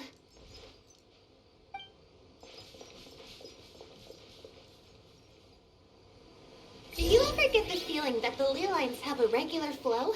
Similar to the way that celestial bodies follow fixed orbits. If we were looking down from on high, I wonder whether we'd find that the ley lines are just the reflections of the stars upon the Earth. Not all astrological phenomena can be directly observed. Some are deductions based on other details that we know. It's the same situation with the ley lines. The parts of them that are hidden underground can be identified via elemental energy, sound, and other phenomena.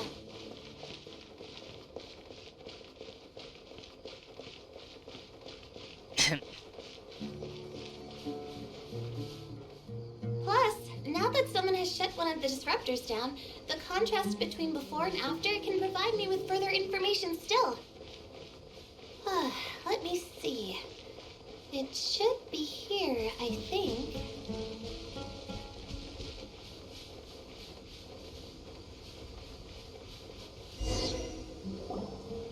This should be it, right? I'll turn it off. That should restore the ley lines in the area to normal. Nice work! Again, I didn't do any of the real work. I'm just wrapping up. She'll probably wake up soon.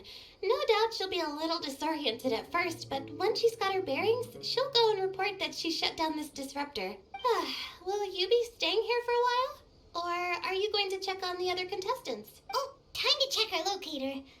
Whoa, it looks like Kaveh and Farozan are headed towards the same place. Perhaps they're about to find the last disruptor. Also, speaking of Kaveh, he's an interesting one. Huh? Why do you say that? Before the second round, he had a chat with the other me. He said that worries can be like illnesses. They don't always have a magic cure. Sometimes you just have to endure them as best you can until they run their course. But the way I see it, his situation is much worse than my other self's. She just hadn't found what she wanted to do at the moment, which is why she felt lost. Kaveh, meanwhile, knows what he wants to do. He's convinced that he has to win, and yet he still seems conflicted. He doesn't have a second personality, but somehow he still seems that he's at odds with himself in some way. I don't know exactly how to describe it. It's like he's smiling on the outside, but there's no joy inside, only sorrow. Still, who knows? He must be more experienced than me. Maybe he's just better at dealing with it all than I am. But back to the topic of wrapping up. Shouldn't you be getting back to the action to record how everything plays out? Last one, then the round's over. Oh, true. Okay then, guess I'll be going now. We'll keep everything you said in mind. Kaveh and Farozan were super confident at the start, but it turns out they're the last ones to find the disruptor. But between the two of them, who's going to get there first? Let's head over quick.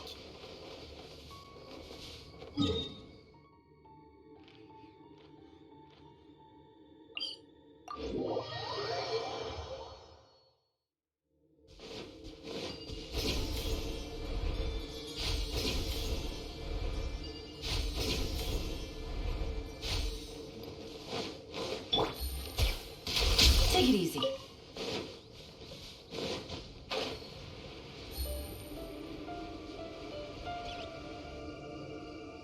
It should be around here.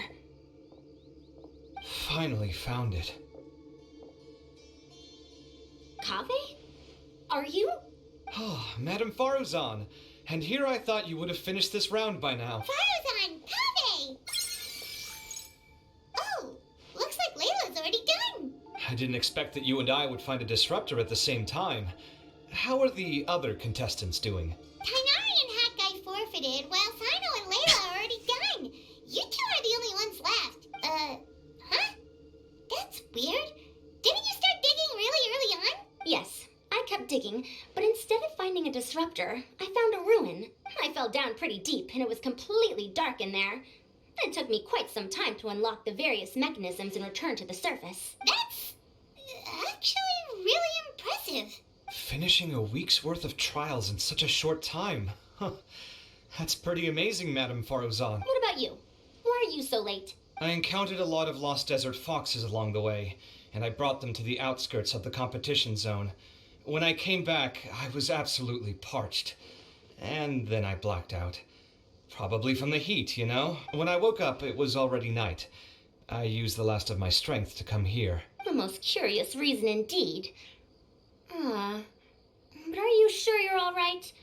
It sounds like you were in an incredibly dangerous situation. You said you were familiar with the desert.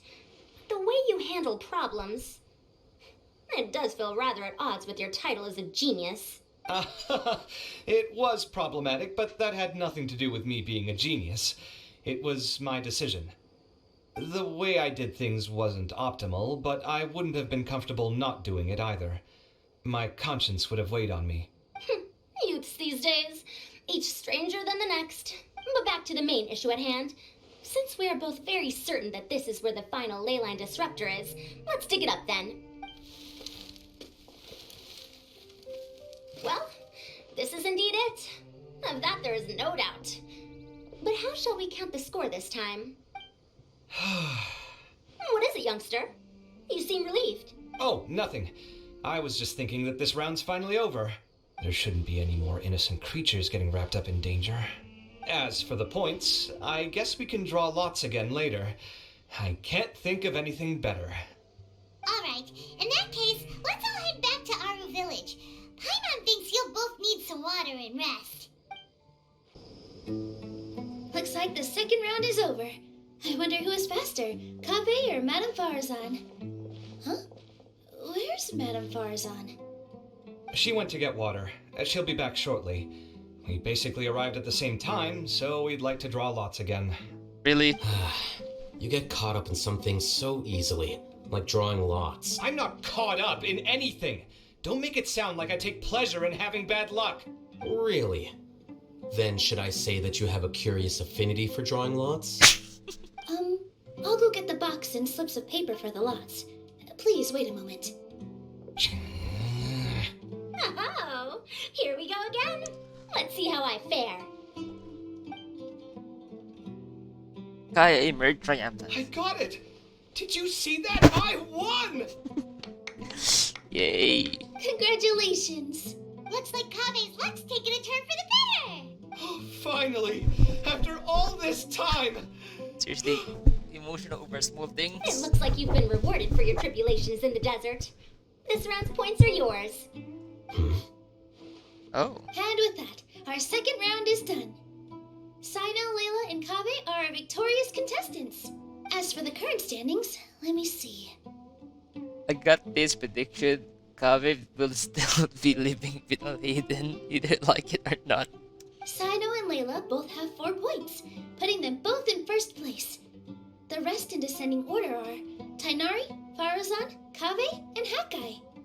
Oh yeah, Layla in his second he got 3 points. And Sino got like 4 points, yeah. The next round will be the final one. Please rest up before then, everyone.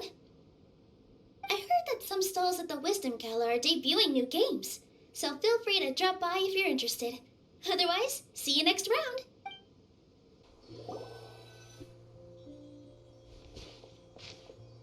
It feels like something's been on your mind this entire time. They're my mercenaries.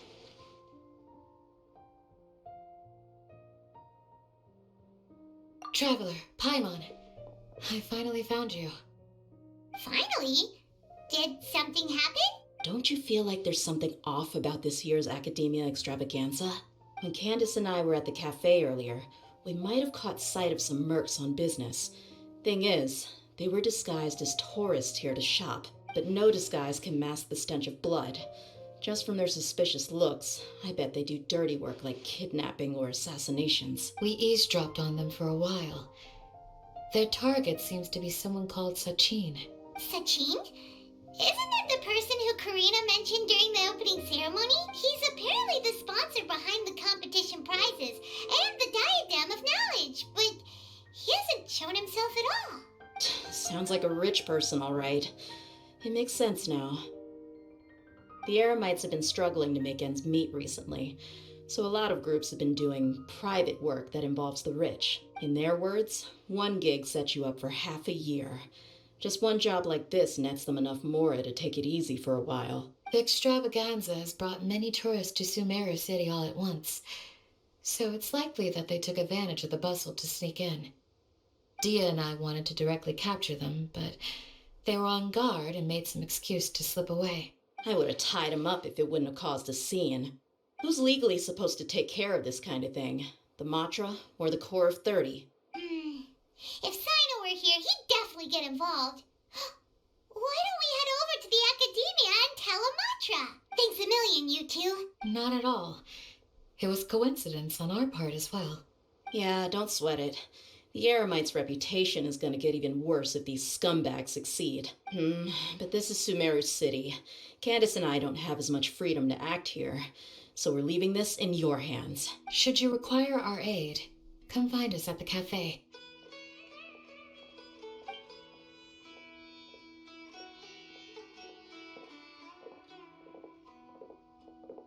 Paimon's noticed that something's bugging you. Is it the extravaganza? 'Cause Paimon's starting to think that there's more than meets the eye here, too. But thinking like this isn't doing anything. Let's just go find Amatra. Someone's planning to kidnap Sachin. Goodness. Though I suppose it's not all that surprising. The growing popularity of the extravaganza has given him quite the reputation boost as its sponsor. He's seen as one of these super rich types. Well, since he's got a target on his back now, shouldn't you send some people to protect him? To tell you the truth, we've thought about doing just that. However, Sachin apparently prefers to spend most of his time out doing field work, and hardly ever comes back to Sumeru City. No one has been able to contact him. Our only lead is something he once said. Each time the Inter-Darshan Championship is held, I will be watching from close by to choose a suitable person to inherit my estate. Assuming he remains committed to that promise, then he must be right here in the city somewhere. I suspect that the Eremites in question must have heard about that as well, and decided to come here and try their luck. So they shouldn't know where Sachin is either, right? I would assume not. Anyway, Mahamatra Saino is still on vacation, so I'll handle this. Don't you worry. A couple of kidnappers aren't gonna get very far in Sumeru City these days. I have my ways of forcing them out into the open. All of that said, if you're interested in Sachin's story, why don't you try tracking him down as well? The sooner we ascertain his whereabouts, the quicker we can act to ensure his safety. I mean, you could task all the Matra and the whole Corps of 30 with someone's protection, but if the client doesn't show themselves, there's nothing we can do to help. Fair point. Guess we should start searching for him too, but where should we start? None, I'm afraid. He's never committed any crimes or broken academic protocol, so we don't have a very detailed file on him.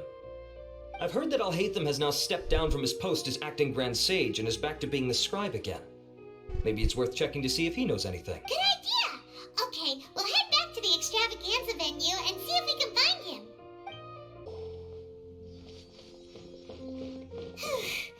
Hey, Nilu! Have you seen Alhaitham anywhere? Alhaitham? Why, what is it? We're trying to track down someone and we need him to pull up some records for us. Oh, I see.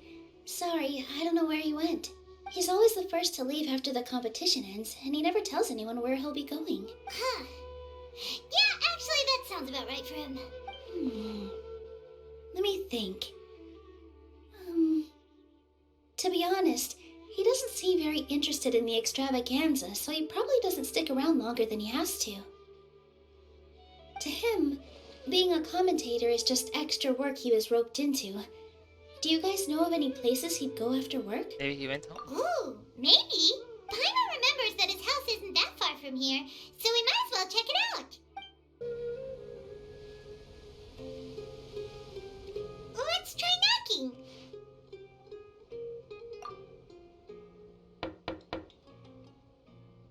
No answer? Maybe no one's home. Hello? Alhaitham? Are you in? We need your help with something. Oh, it's you two?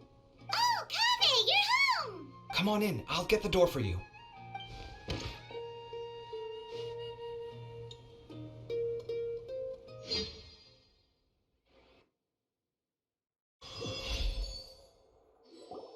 We didn't hear a peep when we first knocked. We thought no one was home. Well, I can't be too careful. If someone from the Academia came here looking for Alhaitham, and I opened the door for them without thinking, before long the whole city would know that I'm living here. It's already kinda open secret to some people, but it already is. You're pretty conscientious about this, huh? So, what happens if someone comes inside looking for him while you're at home? It's fine, as long as I stay in my own room. Anyway, why would someone just barge in here looking for him? Most people have better things to do. Fair enough. So do you know where he is at the moment? What do you think?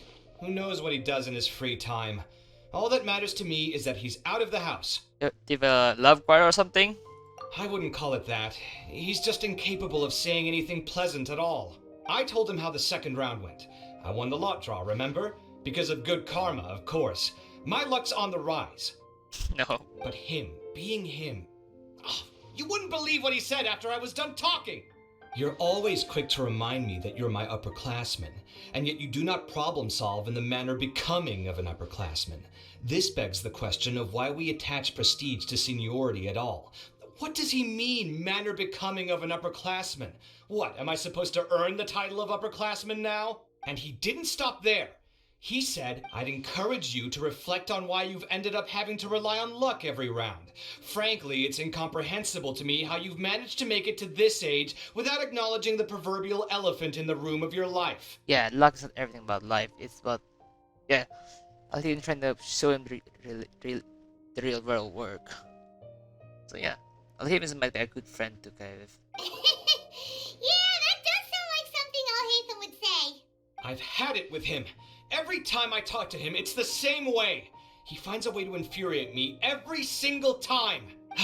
Anyway, the disdain is very much mutual between us, so I'll be moving out as soon as possible. I'm actually packing my things right now. He'll have to get used to doing his own cleaning and tidying from now on. See those perfectly hung paintings on the walls? They're coming with me too. If his life wasn't utterly devoid of artistic sensibility already, it certainly will be after today. Wait, you're moving out already? But the competition isn't even over yet. How can you afford it? Well, obviously I can't just yet. I'm just packing early to get ahead of the game. I've got my new place picked out already. The moment I have my hands on the prize money, I'm going to buy it and move my things right in. It'll take me 3 days tops to move out of here for good. I don't think so. You're not moving out, Kavit. No way. I now know what I have to do to achieve this goal. No matter what happens in the third round, I will win. I will emerge triumphant. You'll see. Well, we'll be rooting for you. But are you sure you'll be alright? In what way? Layla said that she thinks you'll get caught up in internal conflict. Meaning what exactly? Oh, don't tell me you think I have serious personality flaws too. Yeah. Oh, we didn't say that. But think about it. You say you want to win, but you also turned Farozan down when she offered to give you her points. Plus, you took it upon yourself to help those desert foxes. Wait, what's so unusual about all that? I gave you my reasons. I would have felt guilty otherwise. Where's the conflict in that? I mean, I would feel the same with Kavit as well sometime. Some part trait Kavit I would like very similar to me. Why would you feel guilty? Yeah, I would feel guilty sometime. Well, when you put it like that, yes, why indeed? It's a good question. I guess it's just in my nature. Plus, if I just did nothing, then there'd be no escaping the blame if something bad came of it later down the line. But thinking like that all the time must make your life so exhausting. Not to mention that by helping out, you put yourself at risk. Fainting in the middle of the desert, for example. Was that really worth it? Maybe, even for me. It's complicated. Look, let's maybe leave this conversation for another time. What was it you needed Alhaitham's help with anyway? I'd like him to help us look into his cousin. Sachin? Huh. He did actually mention a Sachin recently. I remember he brought a few documents home that day. He was thinking out loud as he looked through them, making some notes and doodling as he went. He even suggested that I should take a look, but I didn't. Give me a moment. Let me go find them.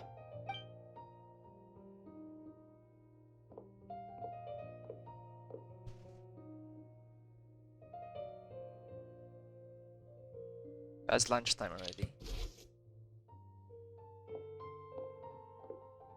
Ah, this is the one. Here, take it. You sure he'd be okay with this? With taking liberties? He's certainly okay with helping himself to my beer whenever he pleases. And anyway, he did ask me if I wanted to read his notes. I didn't see the point at the time, so he just left them on the side. He doesn't leave documents lying around unless he's okay with other people reading them. It's fine, I promise. Oh, he actually purposely leave them so the Kavi can read on them and to point his to give his his point of view. Cool, if you say so. Okay, let's see what he's got on Sachin.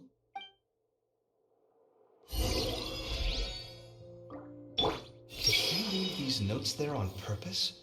Or was this sheer coincidence? No. But if it wasn't a coincidence, then... It was on purpose.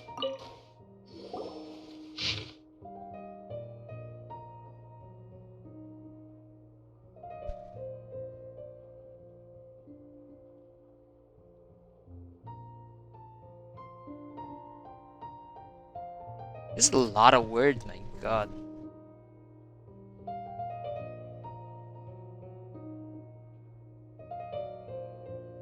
That was a lot of information. Paimon's getting a headache. So, to sum up, Sachin put the academia in charge of managing his estate and went off to do research, right? He even said that if he really liked one of the contestants, he wouldn't just give them a reward, but his entire estate as well. Oh, that must be worth heaps and heaps of Mora. What? Are you serious? All of Sachin's wealth, that's... more than I could spend in a lifetime, surely.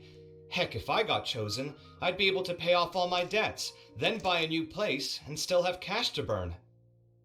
Don't think it here, so I did a lot as well. I could build another Palace of Alcazar's array, except this time, I'd make it 10 times bigger. Have it stop. Oh, then there's that new project in Port Ormos, of course. The bridge renovation. To do it properly would take upwards of... Hey, snap out of it! You're getting way ahead of yourself there, mister! And you're back to square one again. You're right. First I need to focus on winning and moving out of this place. I mean, he's willing to spend his own money for that construction. No, just Huh? Wait a moment. There's a loose slip of paper tucked in between these pages. Did Alhaitham write this? It looks like he was jotting ideas down as he was thinking things over. Let's see. Two phrases have been circled. Sachin, dead or alive, unknown. And diadem of knowledge. Some of this stuff is just plain incomprehensible. Is this written in some other language? Let me see. Huh. I recognize this script. Give me a second. Lofty ideals may provide no defense at all against nihilism, but perhaps little decisions can. That's a rough translation anyway. I can't guarantee it's 100% accurate. There's another smaller line of text underneath. Why would he bring that up? Wow, it's so cool that you can actually read this script! We worked together on a project once when we were students. The title was Decoding the Runes and Architectural Philosophy of the Ruins of King Deshret's Civilization. I had to familiarize myself a little with this script at the time. Oh, interesting. So, any idea what Alhaitham meant by all this? Who knows? The way his mind works is one of the great mysteries of the world. Fair enough. Well, guess we've learned all we can here. Yeah, he better catch those crooks. But until then, let's just head out for a stroll.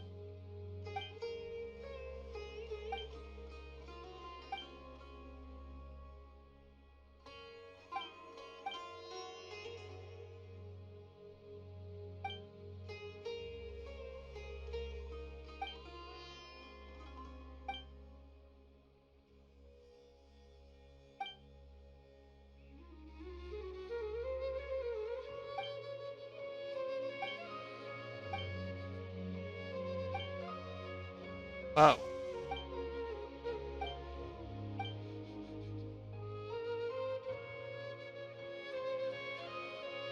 Search.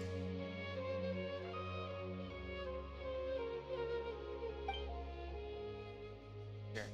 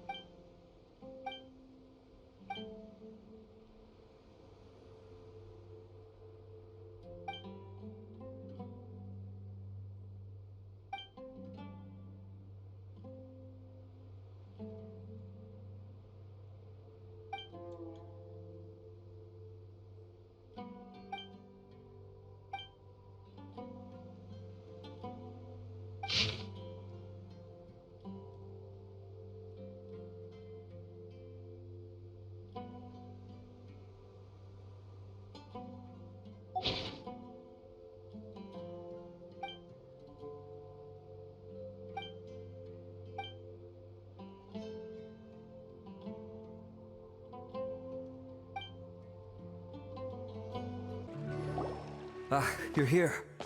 Sorry, I was just about to send someone to inform you.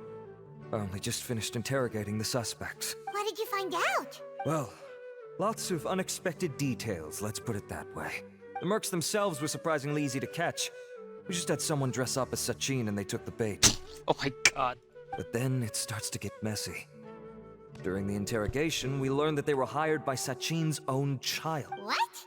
Why would someone want to kidnap their own father? What's up with that? Yeah. It's anybody's guess at this point. In any event, apparently the guys we caught are just the tip of the iceberg. Most of them are still snooping around outside the city. We're diverting manpower as we speak to try and round them all up. Would you like to come along? Sure. Sure. Let's go get to the bottom of all this. Arav, are you sure this is the right place? Something feels off. I'm positive. But I don't understand why they're all unconscious on the ground.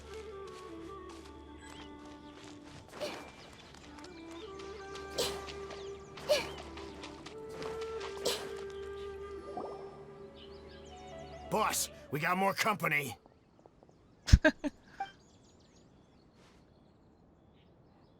Look, we were just doing what we were paid to do. You're punishing the wrong people here. You want the real culprit? It's this guy. He hired us to kidnap Sachin. Oh, seems like they're ratting out their own employer now. Or their client. What happened? Who beat you all up? Wait, you mean you aren't with them? No? With who? Who did this? First there was this flying brat. Didn't bother asking any questions, just started throwing punches. After that, some guy wearing green came along and interrogated us for a bit. Oh my god. I've got the confirmation I needed. This is the one who masterminded this whole plot. Jawani, Sachin's son. If you have any questions for him, now's your chance to ask them. When you're done, I'm arresting them all and taking them back to the academia for further interrogation. So why did you hire people to kidnap Sachin? Yeah. What do you think? 20 years ago, he upped and left to go and live a carefree life, not giving a second thought for my welfare. As if that's not bad enough already, he went and put his entire fortune in the care of the academia, along with a contract saying that one day he'd pass it all on to a genius he admired. That's my inheritance. By rights. You expect me to sit back and watch it go to someone else? If he won't give me what's mine, I'll just have to take it from him. You're actually planning to... Of course! Didn't he say he would be here somewhere, watching the championship from the shadows? Okay. So, I figured I'd get some people to nab him. Then I make him change the contract. And if the academia doesn't agree to hand over the goods, I make him publicly announce that I'm his chosen genius. Did you find him? No. The old fart knows how to stay hidden. I'll give him that. He's probably cooped up somewhere watching all this go on and laughing to himself. I already thought he'd gone mad 20 years ago. And who knows what a madman's truly capable of. What do you know about the Diadem of Knowledge? Diadem of Knowledge? You mean that thing he donated to the academia? Well, I can tell you that it's very expensive. He sold a lot of assets to purchase it back in the day. Weird things started happening after he brought it home, too. For example, sometimes we'd hear a high-pitched voice coming from the storage room. Also, before donating it to the academia, he once shut himself in that same storeroom and researched it non-stop for days. Something was already seriously wrong with him by that point. Nothing he did shocked me. What do you mean, something wrong with him? I only have a vague memory of it, since I was very young at the time. But I have the impression that he went out into the desert for research and didn't return for many years. When he finally did return, he was a changed person. He would mumble incomprehensibly and write essays day and night. I asked if I could see what he'd written, but he chased me out of the room. Later, he went out somewhere and took his written essays with him. When he got back, he signed his contract with the academia. Part of me wonders whether he'd already stopped being my father by that point. Perhaps the man we called Sachin was a demon from the desert who was wearing his skin. Okay, you can stop now. You're creeping Paimon out. You can believe me or not. Doesn't matter to me. I told you all I know. But if you do see Sachin, tell him this for me. Whatever it is that he's researching out there, he'll always be garbage in my eyes. You finished? In that case, come with us. Well, we finally caught the guy behind all this. Thanks for providing us with the critical information. Do you still have any lingering concerns? The diadem of knowledge. Yeah, Al-Haytham's notes do mention that item. Scribe Al-Haytham looked into this matter. Understood. Well, if you believe there to be an issue with the diadem, I'd suggest contacting the organizers and getting them to pause the competitions while we investigate. Oh shit. That makes sense. Okay then, let's get back to the venue. We need to tell Karina what's going on. Karina! You're finally back. Where have you been? I looked everywhere for you. The third round's already started. Shit. We were out capturing some bad guys who wanted to kidnap Sachin. But that's not important right now. We think there might be something wrong with the Diadem of Knowledge, and we'd like to investigate it. The diadem? That seems unlikely. Why? The Diadem of Knowledge has been used in every extravaganza over the last 2 decades, always without incident. Why has this come up now? Some new information has come to light. This is pretty serious. Let me think. Okay, here's the situation. The diadem is currently in Mount Ima Forest. We moved it there before the third round began. In the third round, contestants have to go into Mount Ima Forest, find the diadem, bring it back, and place it on the stand. The first person to do this gets 4 points. Okay, so 4 points, so okay. Considering how close the scores are between our contestants, whoever wins this round is very likely to be the winner of the whole competition. Oh, except Hat Guy. As such, I suspect competition to be very fierce. You might not make it in time. Gotta give it a shot. I'll mark the diadem's location for you. Please head there immediately. Let's hope nothing happens. All right, let's go. Oh, looks like Layla has seized the diadem. But getting to the goal won't be easy.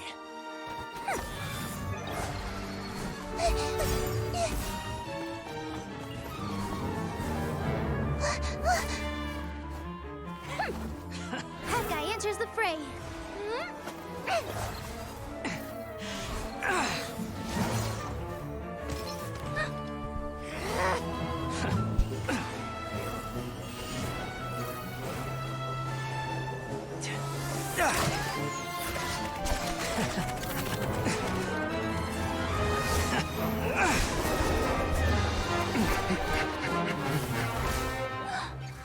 Arizon's device has gone haywire. The competition is heating up. Oh. And here's Kaveh bringing up the rear.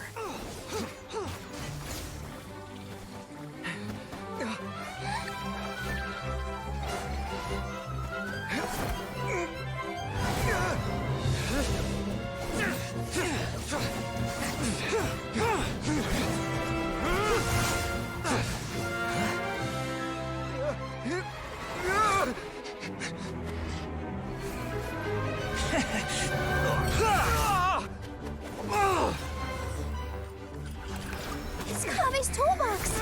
Throwing the diadem to its owner!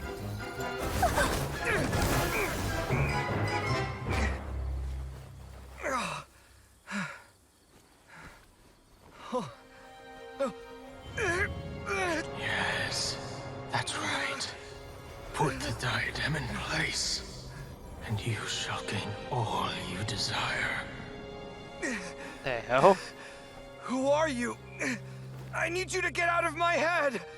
I am confident that you will not disappoint me. Is this been full Horcrux mode? Full of Voldemort shit? What just happened to me?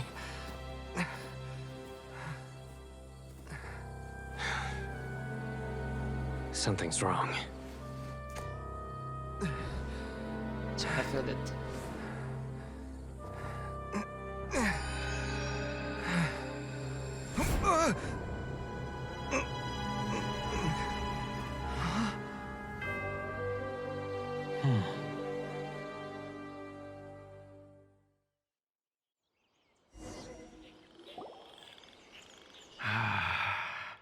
At long last, someone to inherit my estate, and with it, my research. Come, Kaveh. Come to me, my child. The fuck? How do you know my name? Who are you? I am Sachin. Well, to be precise, I am but a fragment of Sachin's mind. Fate is a curious thing. Seeing you reminds me of another I once met. But you are made of sterner stuff than he. More cognizant of the trials and tribulations of this world. It is you who are worthy to inherit all that I once owned. We meet for the first time, children. But what I mean to say now is of utmost importance. So please, pay attention and bear witness. You have all performed outstandingly in this Interdarshan Championship.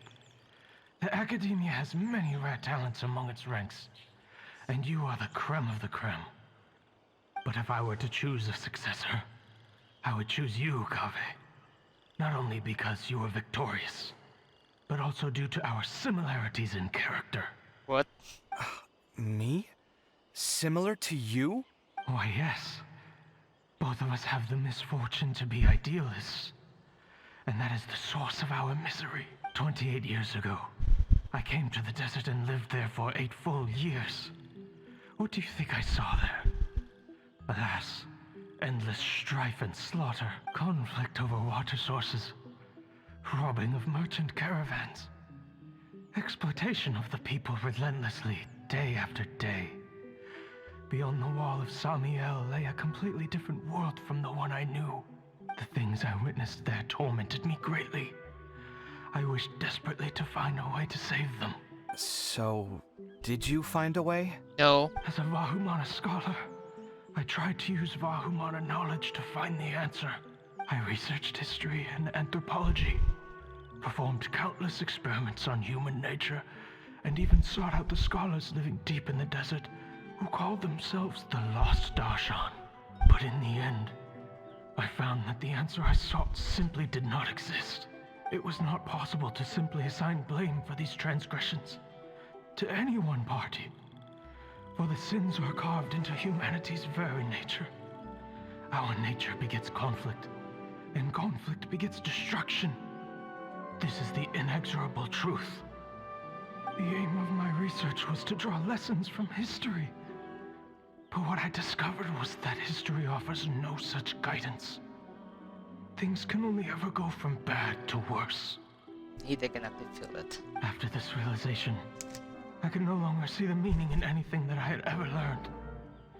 Consumed by an overwhelming sense of emptiness, I could no longer bear to face life.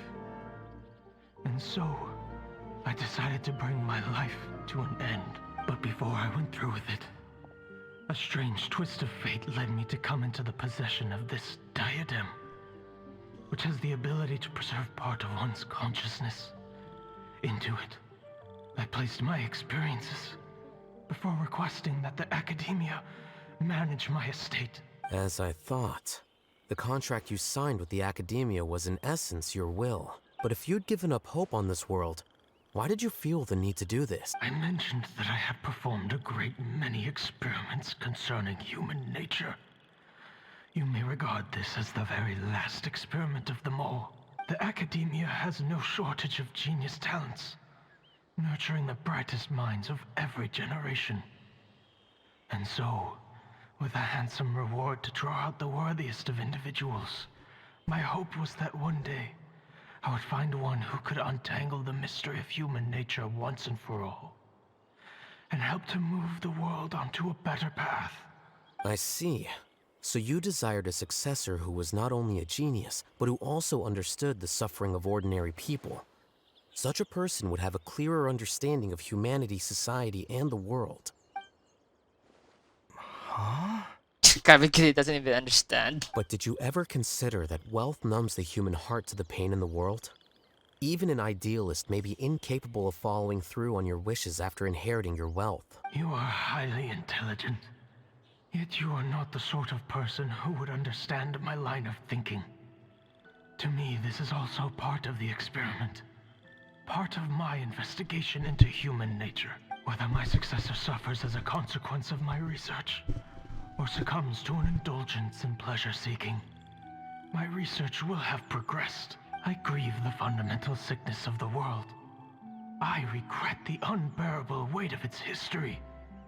And I lament the research that I failed to complete. And this, Kaveh, my dear child, is why you will be of great utility to me.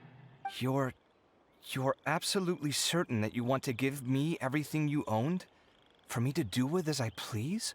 I have faith in what I see in you. Now wear the diadem, Kaveh, and complete the journey that I could not.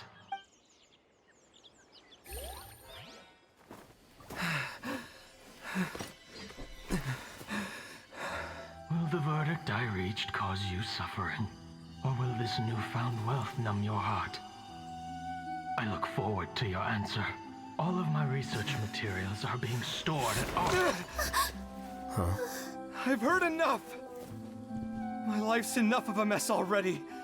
The last thing I need is more suffering. Keep your Mora. I don't need it. Didn't you say that you saw a lot of people in pain? Well, if that's the case, then your wealth can go to them. Did you just smile?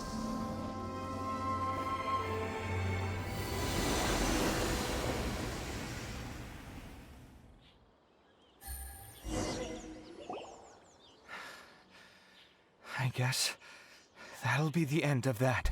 Kaveh. Are you all right? Any physical discomfort? I'm fine. Thanks, Tainari. Don't worry about me. Don't push yourself too hard. Kaveh.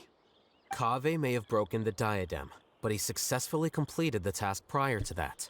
According to the rules, this makes him the victor of round 3. Points-wise, this also makes him the winner of the Inter-Darshan Championship.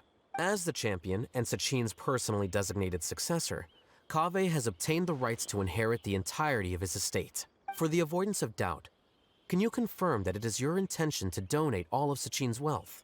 Like I said, he thought that the world is a bad place. Well then, let's use what he left behind to change it for the better. Rejecting the world will achieve nothing. He and I, we're not the same. All right. As the scribe, I will make a record of this incident on file. The sages will contact you in person for details on how exactly Sachin's estate is to be used. That sounds fine. I don't know if his research findings were right, nor would I know how to finish his research for him. But what I do know is that by ending this here, no contestants will have to suffer.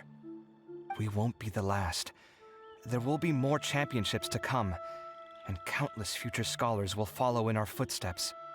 Sachin's words can only cause pain, but not anymore. No one else has to hear them now. We're all scholars here. I know full well that shutting down his views like this is autocratic and arrogant. Fine by me. I'll bear that responsibility. It's the least I can do. And, well, it's the only thing I can do. Well said. What you've expressed is a sense of justice and idealism that many aspire to, but few dare follow through with. I say this despite the fact that, in my view, it's quite ridiculous. You have long been aware of what your flaws are, but your pride alone prevents you from admitting it. Nevertheless, your perspective is well suited to appearing in a victory speech. Contestant Kaveh, on behalf of the organizing committee, it is my honor to congratulate you on your victory. What? Please. I don't need your insincere praise. Anyway, this isn't the time or place for debates. Keep your commentary focused on the competition, not my views. Congratulations, Kaveh. Also, you'll need to prepare for the award ceremony. Looks like the ceremony will be held at the main venue. Let's head over and check it out.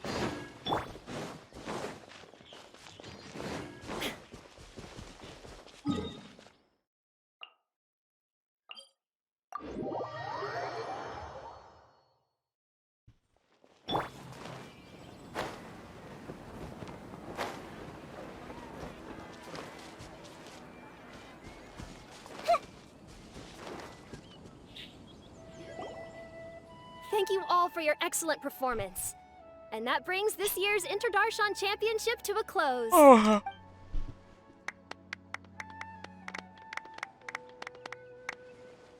Finally, it gives me great pleasure to invite our champion, Kaveh, to the stage to receive... Typically at this point, we would crown our champion with the diadem as well as presenting them with their award. However, we have just received word that Kaveh has inherited Sachin's estate and made the decision to donate it all to charitable causes. Sachin's estate is getting donated? So much, Mora. And he gave it all up? Kaveh's generosity will give many struggling families the chance to change their lives for the better.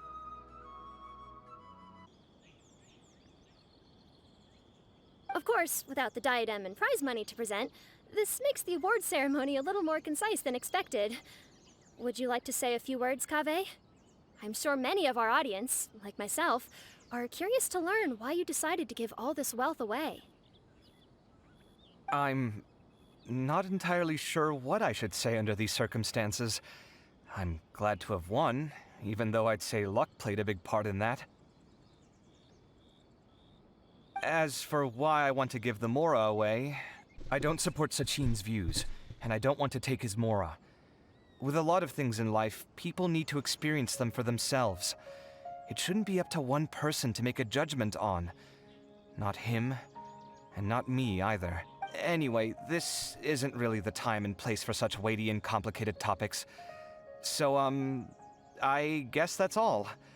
I'll leave it there. Thanks very much. Oh, Kaveh, just one moment. While this is a short and sweet award ceremony, we do still have a prize to present you with. Please take this limited edition Genius Invocation TCG card. Kaveh's reaction. No! Additionally, your champion status will be logged in your record. This means that the sages will give priority consideration to any future project proposals you submit. Oh yeah, that's as well. All right, I'll take the card. But as for project proposals, forget it. In that case, I declare the award ceremony over. Let's give our champion Kaveh one last big round of applause. You know, this is actually much more better if there's more I clapping. still don't really get it. The sum of Mora would have been enough for me to live in luxury for my entire life. True. That just means you're not strange enough to understand the way that geniuses think. Come on, we've still got the whole Wisdom Gala to explore. Yeah, I mean, you're living a life of, like myself, my life at Fortune and all, but once you step under the stepping area, when you step out of comfort zone, being the poor, you understand. Should actually add more people and more claps. Glad that's over. I think I'm quite good at giving speeches, but this one was just so tiring. Do you mean that you're still exhausted from the competition? Honestly, you don't look happy at all, but whatever else happened, you're the champion, you know? Don't you think you should be proud of that? I suppose. Oh, wait. Sino said he wanted the card, didn't he? And now I have it, right here. So you're gonna give it to him? But if it's a rare one, you should be able to make a tidy sum of more off it. True. Why would I do that? It's of no use to me whatsoever. I may as well just give it to him. Could you pass it on to him for me when you next see him? No, to be honest, you could just sell the high price and people would just buy it. And finally, just been buy it to him as well. Let's say. Whoa, whoa! This is a super big deal. You should do it yourself. Come on, let's go find Sino. Huh? But I was gonna rest for a while longer. Hey, stop pulling my hair! Okay, I find it funny. What you looking at, Sino? I'm still thinking about the Sachin issue. What brings you here? Well, they gave me this limited edition Genius Invocation card, and I figured you'd have more use for it than I. True. But it's a limited edition. Are you sure you want to give it to me? He has no purpose, the card, since he don't play the game. What else would I do with it? I have no use for it. Since he doesn't play the game. But it's limited edition. Kaveh, are you in trouble? You don't have to do all this. Just tell me what's wrong and I will help. Let's be honestly. That's not what I meant at all. Yes, I have all sorts of problems, but that has absolutely nothing to do with this card. I'll figure my own issues out by myself. All right. In that case, I accept your generosity.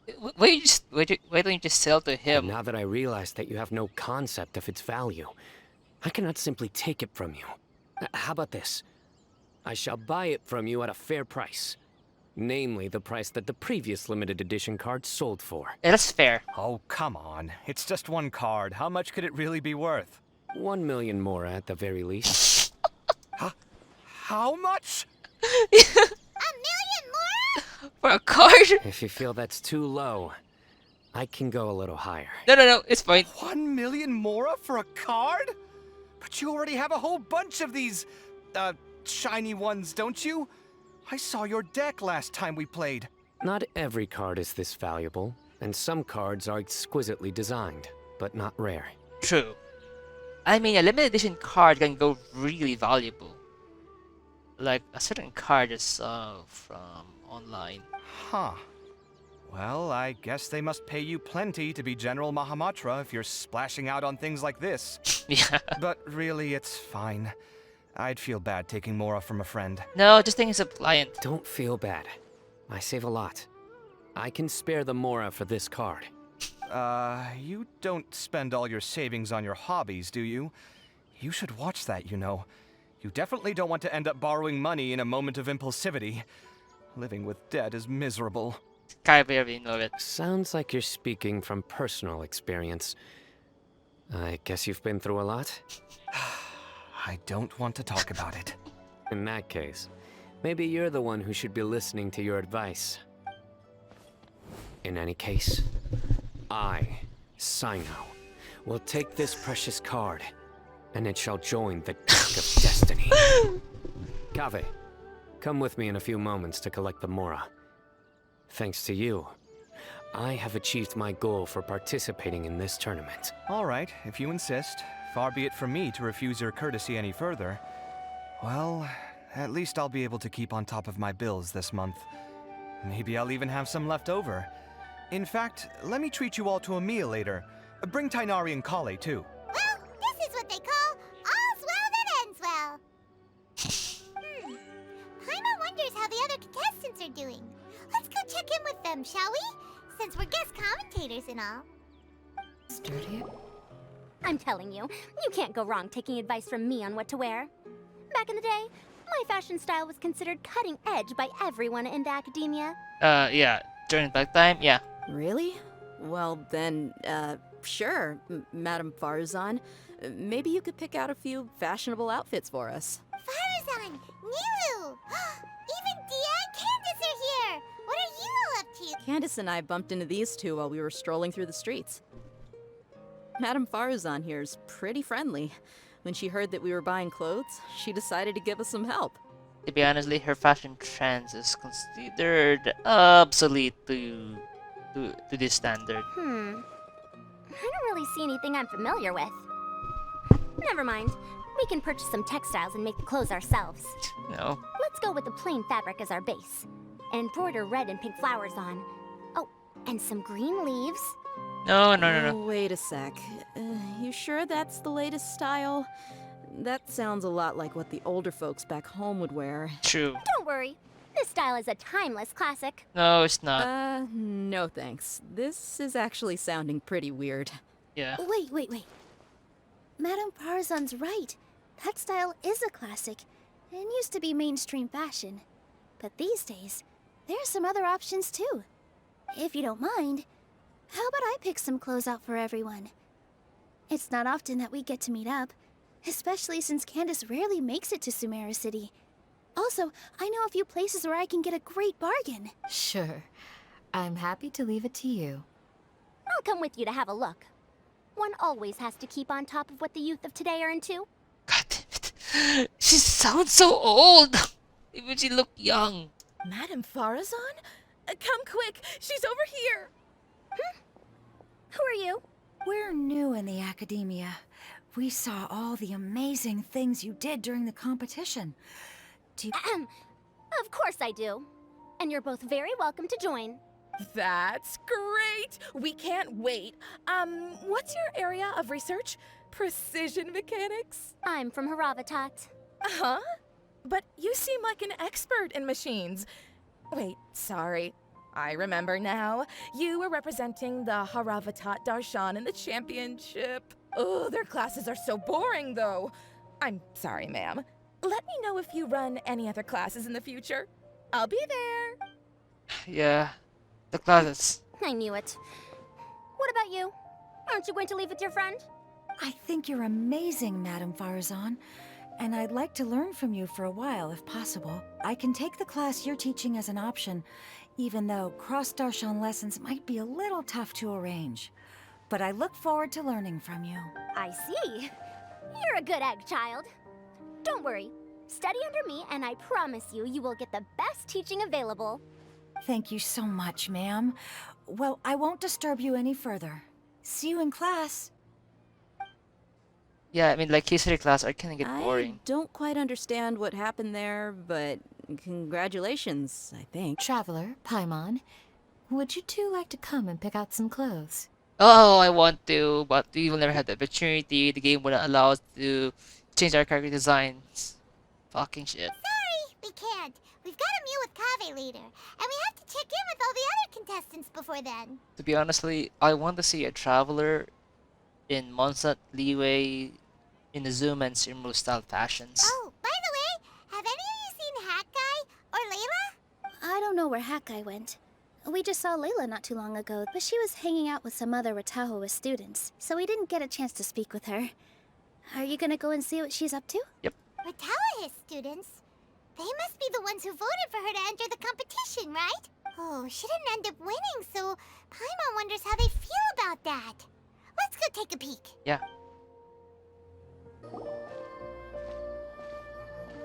I'm sorry, everyone. I could have done better in the third round. Oh, stop it. If you're going to beat yourself up after doing as well as you did, how bad does that make us look, huh? Heck, it's not like any of us had the guts to enter the championship. True. I didn't see the whole thing, but you were the only contestant who scored points in both the first two rounds, right? That's good enough. I heard that you actually found the diadem first in round 3. You came so close to winning the competition. I just got lucky, I think. That can't be true. You had some really stiff competition out there. The renowned Tainari from Amorta, even Sino the General Mahamatra was there. You're amazing, all of you. Getting points off them is a huge achievement. The way I see it, people aren't exaggerating one bit with the nicknames they give you. You are a genuine genius. Well, actually is. Aw, thanks a lot. But I really don't think I qualify as a genius. In the second round, for instance, I dozed off and somehow found myself beside the device when I came to. Ah, come on, don't be so hard on yourself. We've decided we're taking you out to celebrate, and that's final. Let's go. Cheer up, Layla. The rest of today's all about you. Looks like things are going well for Layla. This is great. Yeah, which means you got a bit of a resting up. We haven't seen Hat Guy by since the end of the competition. Oh well, it's almost mealtime. We'd better go meet up with Kaveh and Sino now. Yet. Are you sure you have enough to cover this? Don't blow it all at once. Good thing na rin Kala understand her situation. Don't worry. I budgeted very carefully, and this is well within my means. Anyway, I've lost count of how many times you've treated me. It's high time I return the favor. Yeah, like, there's people like my who feel bad. Oh, Traveler, Paimon, over here. Ooh, look at all this. Good food, here we come. I heard that you went to see the other contestants. How's everyone doing? They're doing fine. Farzan found herself a student, and Layla's classmates are bowled over by how well she did. We couldn't find Hat Guy, though. Who knows where he's gone? Alhaitham's gone missing in action, too. Huh.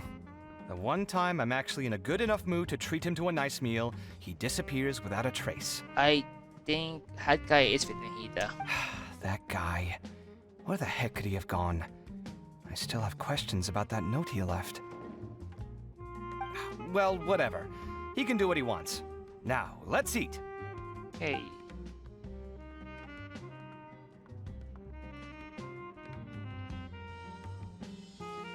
You shocked me a little when you hurled the diadem to the ground. On further reflection, of course, it made sense, but at the time I was expecting at least some amount of deliberation. Sachin's voice started talking to me inside my head from the moment I picked it up. I could feel his emotions, too. It was a mix of despair and horror swirling around inside my mind. He bombarded me with his ideas relentlessly, like he was trying to brainwash me. It gave me a splitting headache that only got worse as he went on. Like I was saying at the time, his views are not necessarily completely without value. But if all his research does is lead to misfortune, then we're probably better off without it. If his forbidden research were to spread in a harmful form and cause people to suffer, the Matra would step in and ban it. I think you did the right thing. I suppose another way to approach it would have been to claim that you agreed to inherit his research, but give up the research as soon as you've inherited the wealth. But that wouldn't have been your style. No. No, it doesn't. I won't comment on his theories or experiments, but I don't believe that he was careless in his choice of candidate. He chose you. That means he knew what he was doing. Perhaps. I just think that if you accept someone else's things, you should honor their wishes. That's a good thing. It means that you have integrity. Thank you, oh my god, thank you. See, you get me, Kale. It's a good thing Alhaitham isn't here right now. He'd be quick to explain why you're wrong. Seems like you always include him in the conversation, even when he isn't here. Yeah. Yep. No dinner with Kaveh is complete without a few words about Alhaitham. I sense that Alhaitham has in fact been here with us all along. He's here? Where? Why didn't you tell me? He lives rent-free in each of our hearts.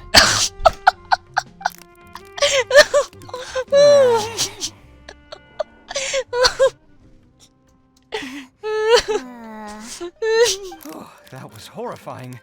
It literally sent chills down my spine. Good thing you didn't say that before we started eating. That would have killed the mood in a heartbeat. No. Alright, enough about Alhaitham. Tainari, did you achieve what you wanted out of the championship? It did already for the first round. I did. In the first round, in fact. Word of mouth proved very effective. I spoke to a handful of people, they told their friends, and so on. Now, a record number of people have signed up to attend the next lecture. Oh, are you free next month? You should come along. Maybe even say a few words. About what? I don't know the first thing about anything Amorta related. True. Just play to your strengths. For instance, you could talk about the distinguishing features of rainforest architecture. Or ask everyone not to chop down too many trees the next time they're building a house. Oh, well, that's no problem. Sure, I'll make time. Has everyone had enough to eat? I can order more if anyone's still hungry. No. I'm full. Thanks. I'm super full, too. If only we could eat like this every day. Yeah, we should do this more often. Work will always be there, but seeing friends is important too. This is a good restaurant. Let's definitely come here again. I know. Sometime reason why Kabi is all getting treated because he's poor. Sounds good. We should pick a few other places as backup options, though. Yeah. There are other good places around here too? Oh, don't forget to invite us if you go. There's nothing we love more than good food. Nope, it's you, Fireman. Well, it looks like this Inter-Darshan Championship's a wrap. All that stuff with Sachin and the diadem got sorted too. Have you still got anything else on your mind? Shashan's research. Oh, right. Yeah, Sachin said that he placed his research materials at somewhere beginning with but Kaveh smashed the diadem of knowledge before he could finish. It might be dangerous if someone finds his old research stash, right? Where do you think it could be? Arrow Village? Holy smokes, you're right! He said he spent all that time researching in the desert, didn't he? So it's very possible that that's where he'd leave all his notes. Alright then, let's head off to Ara Village and try our luck!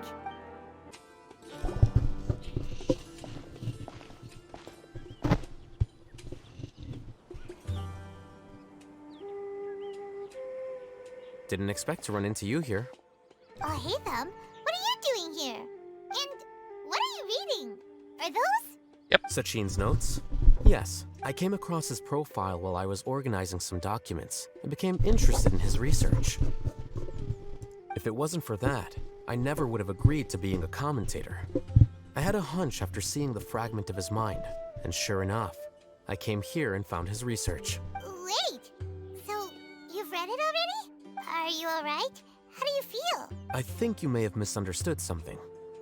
The reason Sachin chose that architect to inherit his research was that only he could really empathize with both the calamity and the humanity that these notes seek to convey. Only one who resonates with these sentiments would suffer and begin to think of history as bleak, the present as perplexing, and the future as pessimistic. Empathy is a double-edged sword. Clearly, I am not the same sort of person as Sachin was. Empaths have many friends, and their wide social circle comes with certain societal advantages. But this also makes it hard for them to achieve their goals. Why's that? All important things in life involve other people. As such, it's extremely difficult to live a life that causes no harm whatsoever to others. If you really want to achieve your goals, you have to be prepared to make enemies along the way. Not everyone can deal with that reality, and that reality is like the material here. Objective, heavy, negative.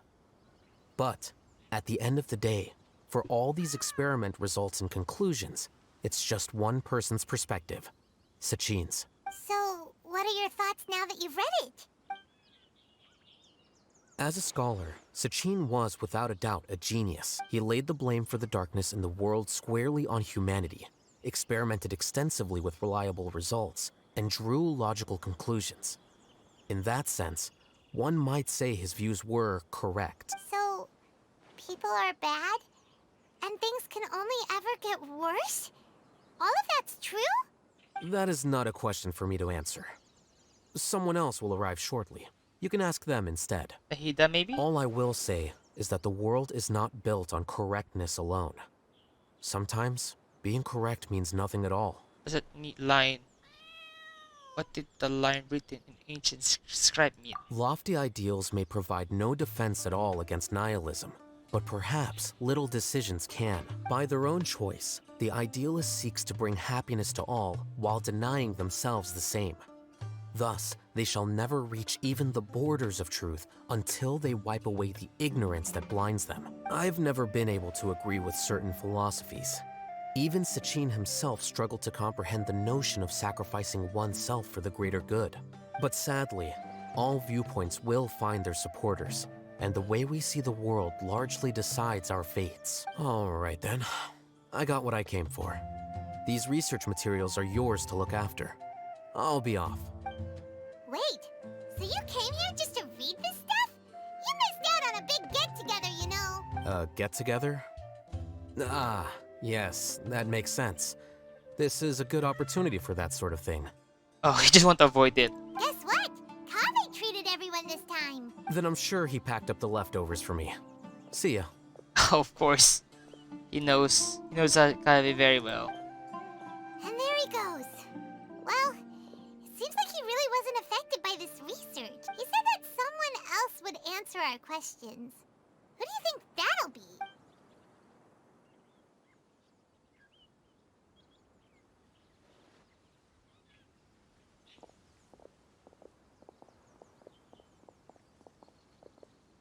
Traveler, Paimon, you're already here. Kita. Oh, and that guy. Wait, so you asked him to take part in the championship? Yes, it was me. Are you surprised? Actually, not really. Did you know that there was something wrong with the diadem from the start? And if so, why didn't you switch it out for another one? Yeah. Because Sachin's research is not mistaken. He spent his entire life researching this topic, and these materials are a result of that. These are the crystallization of his wisdom. Yes, I was worried that the material might cause some disruption, but I didn't want to wipe away all his hard work searching for the truth. So instead, I had Hat Guy here help me keep an eye on things. Seriously? I think you can stop calling me that now. Why? Don't you like it? You like it? Well, anyway, if Sachin's chosen successor hadn't been able to handle his research, or if it had brought pain to more people, he would have intervened at a suitable moment. And after all that, the person Sachin chose turned his nose up at his life's work. Pretty hilarious. I was also hoping that this could be an opportunity for you to learn how to interact with people normally. But it looks like that didn't work out. That wasn't necessary. I'm still paying you back for your help. And the last thing I need is more reasons to be indebted to you. Maida, what did you mean by Sachin's research is not mistaken? Does that mean that you approve of his research? Put it this way instead. Truth to me is like a shroom boar. Some people only see the mushroom on the shroom boar's back, and they conclude that the shroom boar is a mushroom.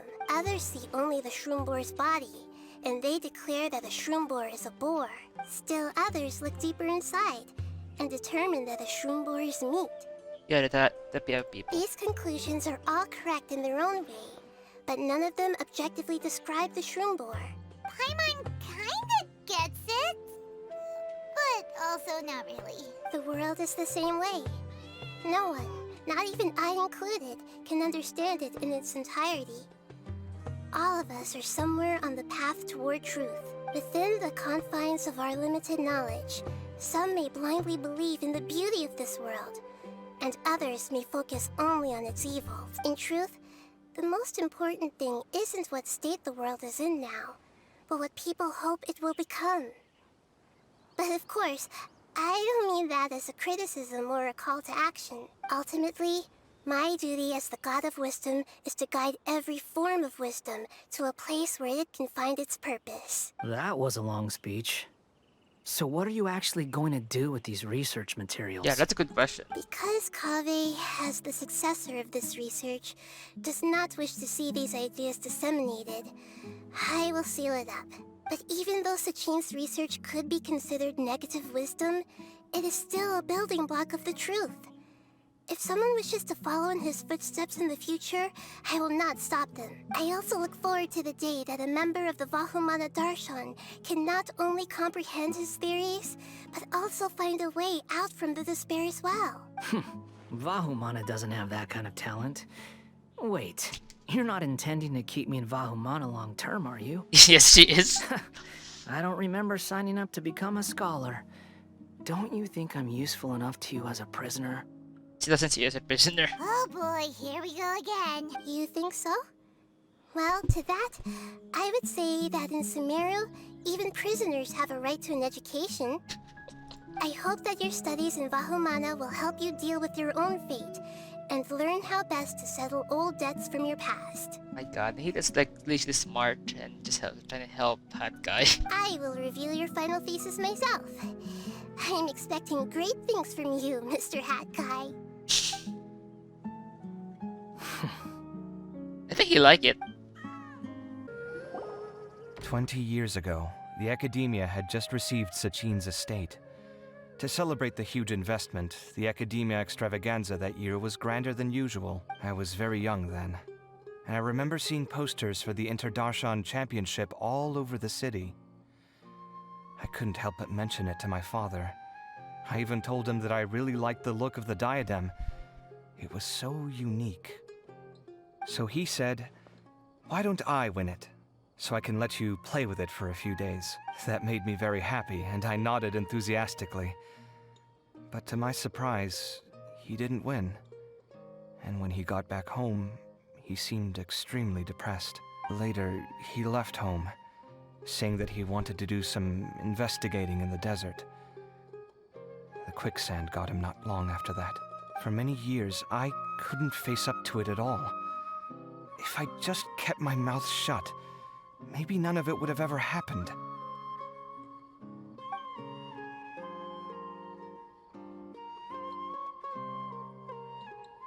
Wait, so the person we came across in our investigation, who went into the desert 20 years ago, it was...